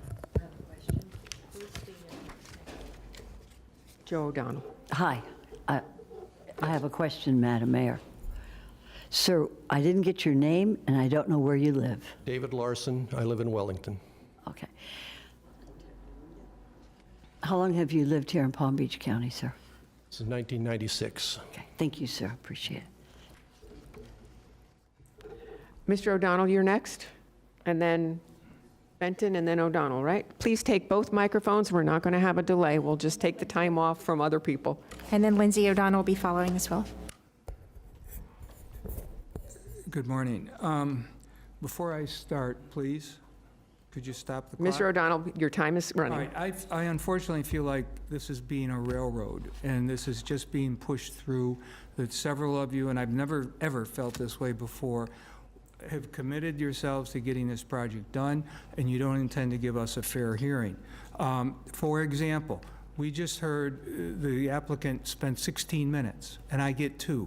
And I'm talking about a group called Sarah, 14 farms and ag businesses, and I'm talking about the 4 farms that totally disagree with what the other farmers want on Starkey and also sent letters to you. But no one talks about that stuff. And talking about a distribution center or not, why did they pay to develop these drawings if that isn't what's on their mind? 770,000, not 150. 770,000 square foot of commercial space, 550,000 of it a distribution center. Not a distribution center, but continue. An example of what I was saying earlier. Let me start with a conclusion. This is really a bad idea. Approval of this puts Irish Acres survival in jeopardy, and the 3 other farms on Starkey that feel the same way I do. The Board of County Commissioners has already approved 1 million square feet of warehouse space in the Ag Reserve that's being constructed within 3 miles of this site. I was involved with preparing the Commerce CMR, and in no one's wildest imagination did we anticipate there would be 1.6 million square feet of storage space within 3 miles.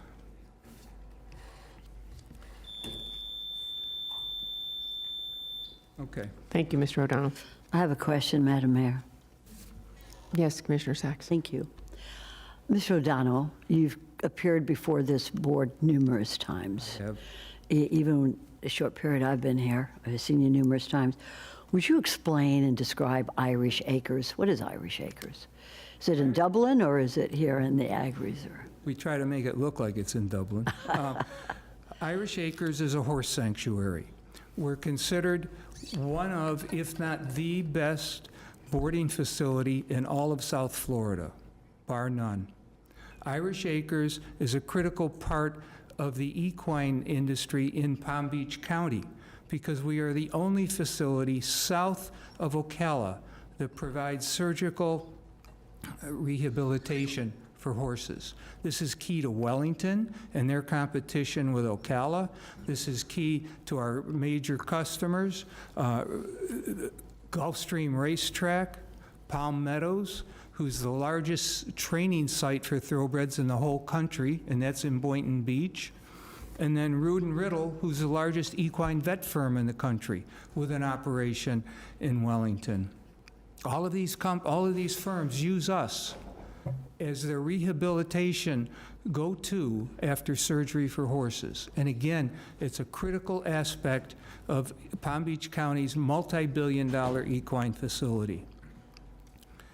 So you would say then that Irish Acres is like a important rehab center for top-notch horses from Wellington as well as Ocala for them to rehabilitate? From Wellington and from the thoroughbred world, which would be Gulfstream Racetrack and Palm Meadows. And these horses rehabilitate in Irish Acres, which is what you own, correct. right?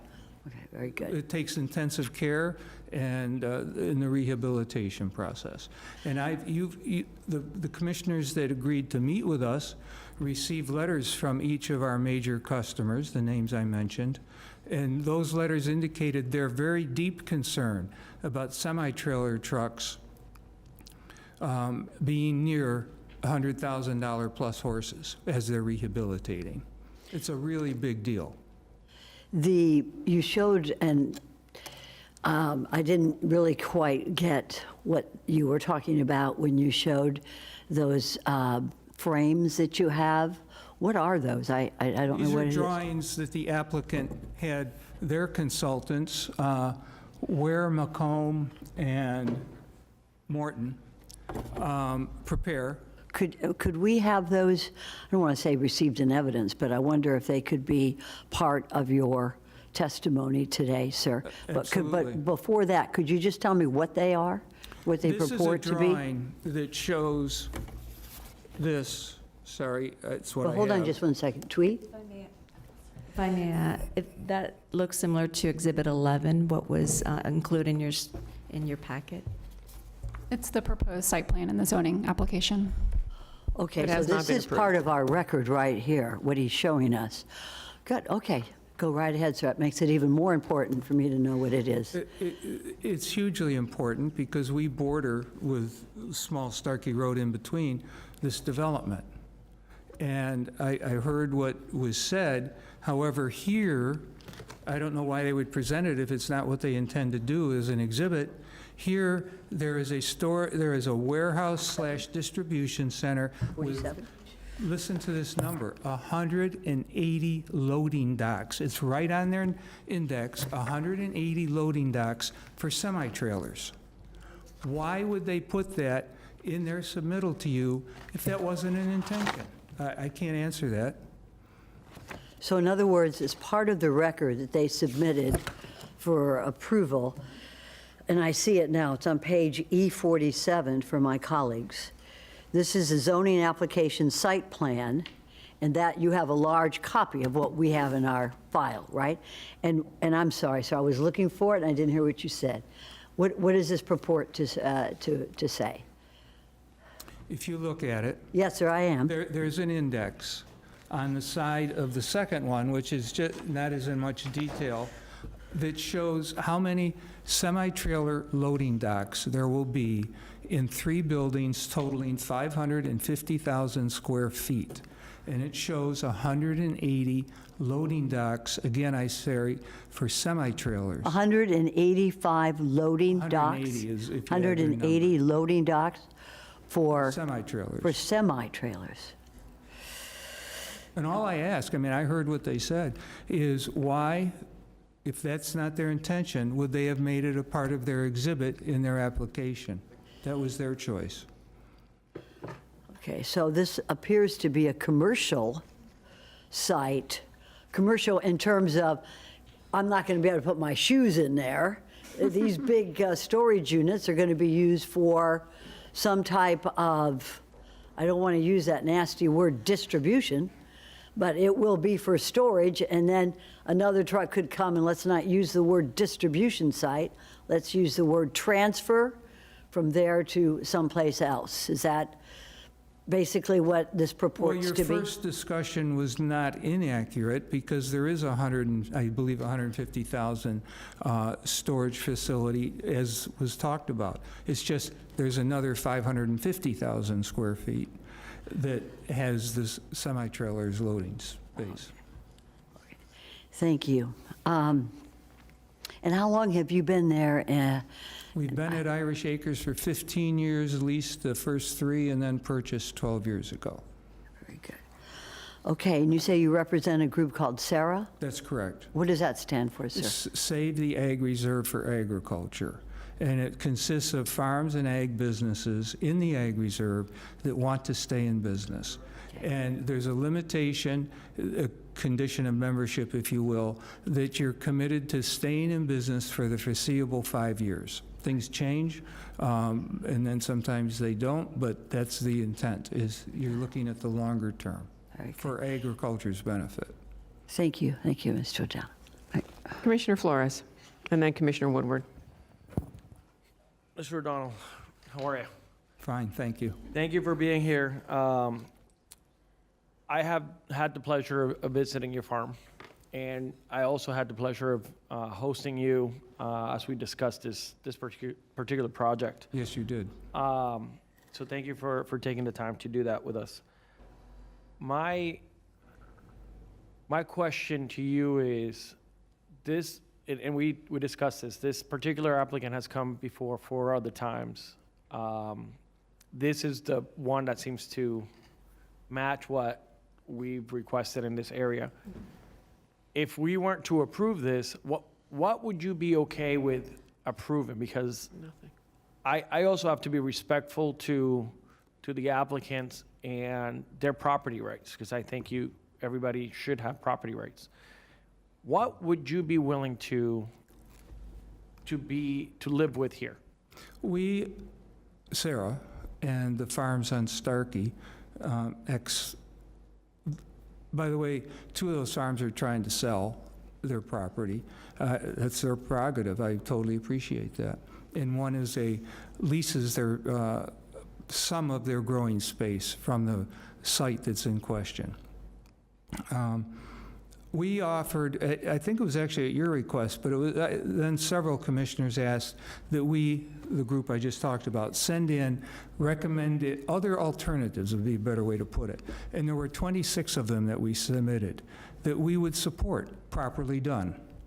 And the ones we didn't support in the past, it wasn't the concept, it was the density, the variances that were requested, so that whatever was allowed, like 8 housing units in an acre on the workforce housing that was approved across from Delray Marketplace, they wanted more than double that. That was just an example of what I mean by density. So it was not the concept, it was the density. And this time, it's not the density per se, it's what comes with it. The semi-trailers, the noise, the 24-hour-a-day operation. That's just, people live there, businesses are there. I think any of you, if it were where you lived or your business was, wouldn't be too excited about hundreds, if not thousands, of semi-trailers operating 24 hours a day in front of your house or in front of your business, or tying up. This is what a couple of the farms are very concerned about, ours included, is their customers, they depend on drive-in business from wholesalers with trucks, with trailers. They're very concerned, as I am, that the semis on the road that'll be added, they don't exist today, will be blocking the entrances to our property or inhibiting the entrance to our property for customers. So what I'm hearing is you're willing to work with the applicant? 100%. Okay. And how long have you been in this property? We leased it for 3 years and we've owned it for 12, sorry. We've been there 17, if that works out right. 15. Thank you so much. You're welcome. Commissioner Woodward. Thank you. Just to kind of address part of this discussion, what the applicant is asking for, we talked about the 150,000 square feet of self-service. 1 second. Are you talking to the staff? Both. Okay. So this is a question for both, but we keep talking about the loading docks and all of that, which is not part of the 150,000 square feet. That's part of the 533,000 square feet of warehouse with 40,000 square feet of accessory office. Correct. So just to be clear, when we're talking self-storage, that could be your shoes, but what his concern is the 500,000 plus, that is the warehouse with accessory office. Correct. We are not concerned about the self-storage. Okay, so, and I had a meeting with you as well, and we had in our discussion, and I had a similar discussion with the applicant on if we were to limit the individual bays to a maximum square footage that would not allow for Amazon distribution, which is the type of large distribution center that's not allowed here, but it also would ensure that anytime in the future, this doesn't become one large warehouse 24/7 operation that we're talking about. It's more of what we hear that's intended to have, a business that has an office space and then their warehouse in the back for them to operate. So we had discussed, and I mentioned it with my staff review as well. I don't know what that number is, but if that would be part of the future discussion to ensure that the 500,000 square feet of warehouse with office is meant to be small business operations with, they may have a box truck or they have something where they're going to come and get, say they do countertops or, that type of, they need a large bay to store it, but it's not going to be a distribution center where we put a whole bunch of Amazon packages here and then they get on another truck and go right back out, where it's that type of high volume.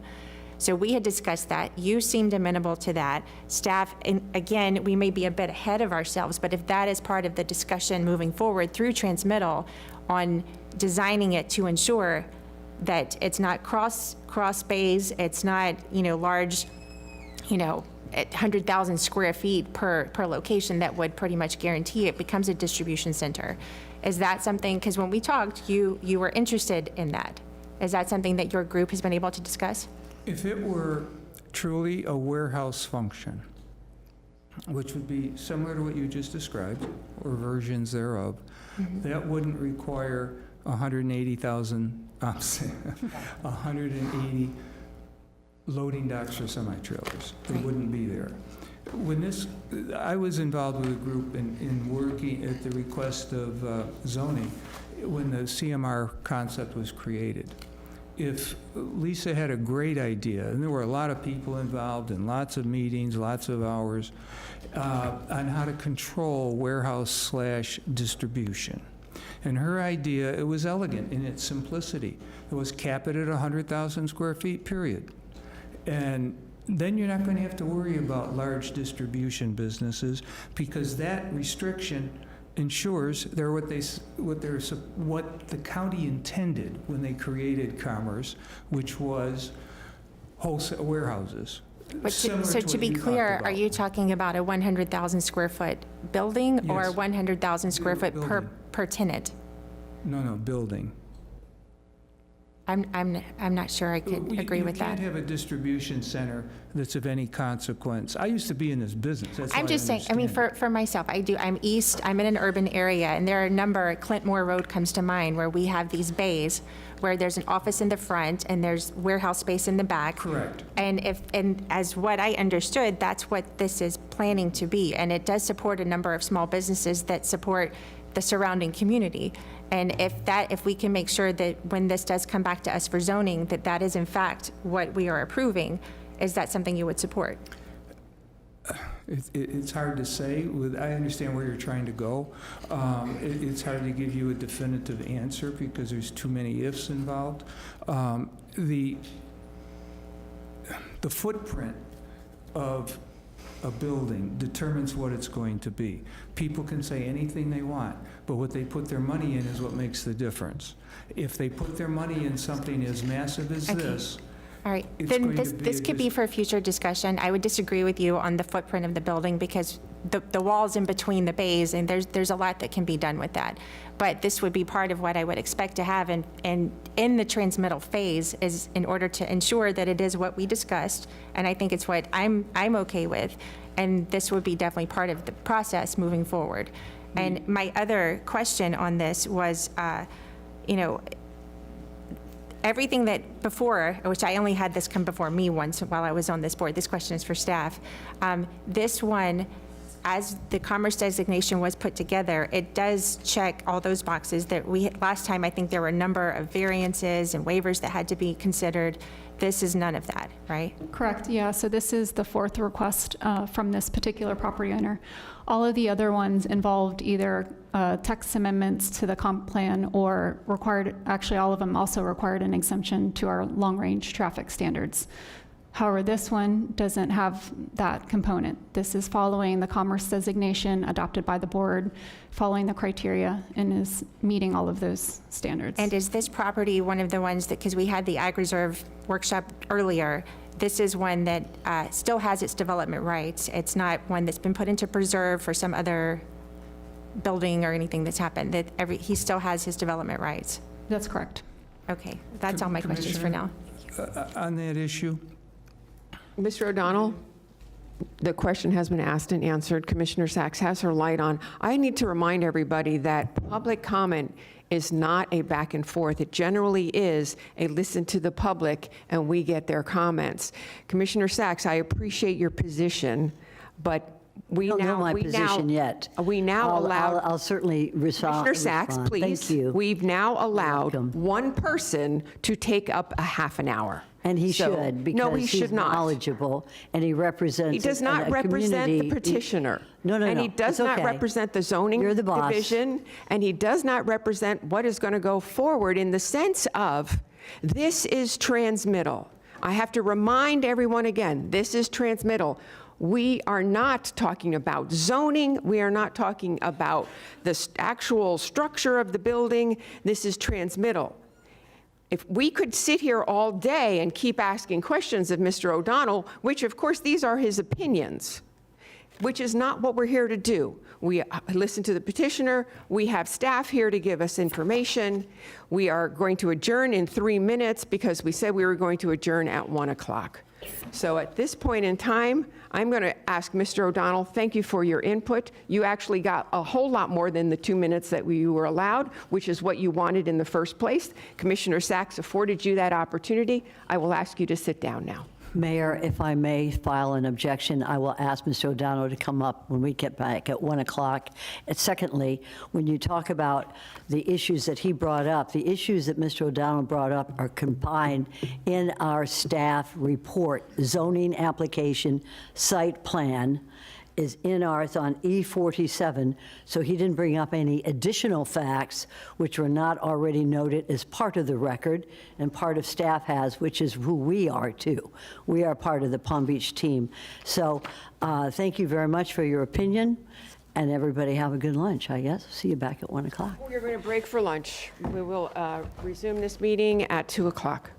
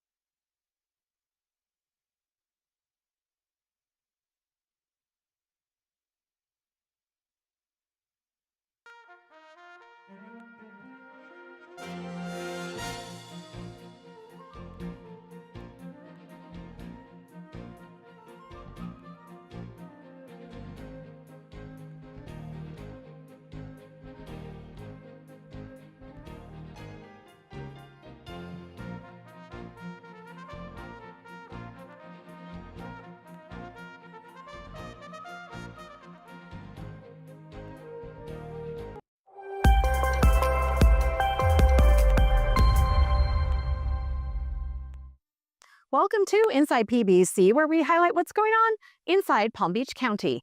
May is Mental Health Awareness Month, and everyone can participate in a scavenger hunt. There are missions to complete, points to earn, and the chance to win random prizes while exploring local resources. Everyone is encouraged to wear green on Thursday, May 15th, in solidarity for Get Your Green On. And swimming lessons for residents in the Glades area are starting for free in June and running through mid-September. The lessons are for anyone at least 2 years old and sponsored by the Drowning Coalition of Palm Beach County. And the Palm Beach County Property Appraiser wants homeowners to know all of the tax-saving exemptions available. There is the possibility of qualifying for more than one exemption. For all this and more, visit our website at pbc.gov.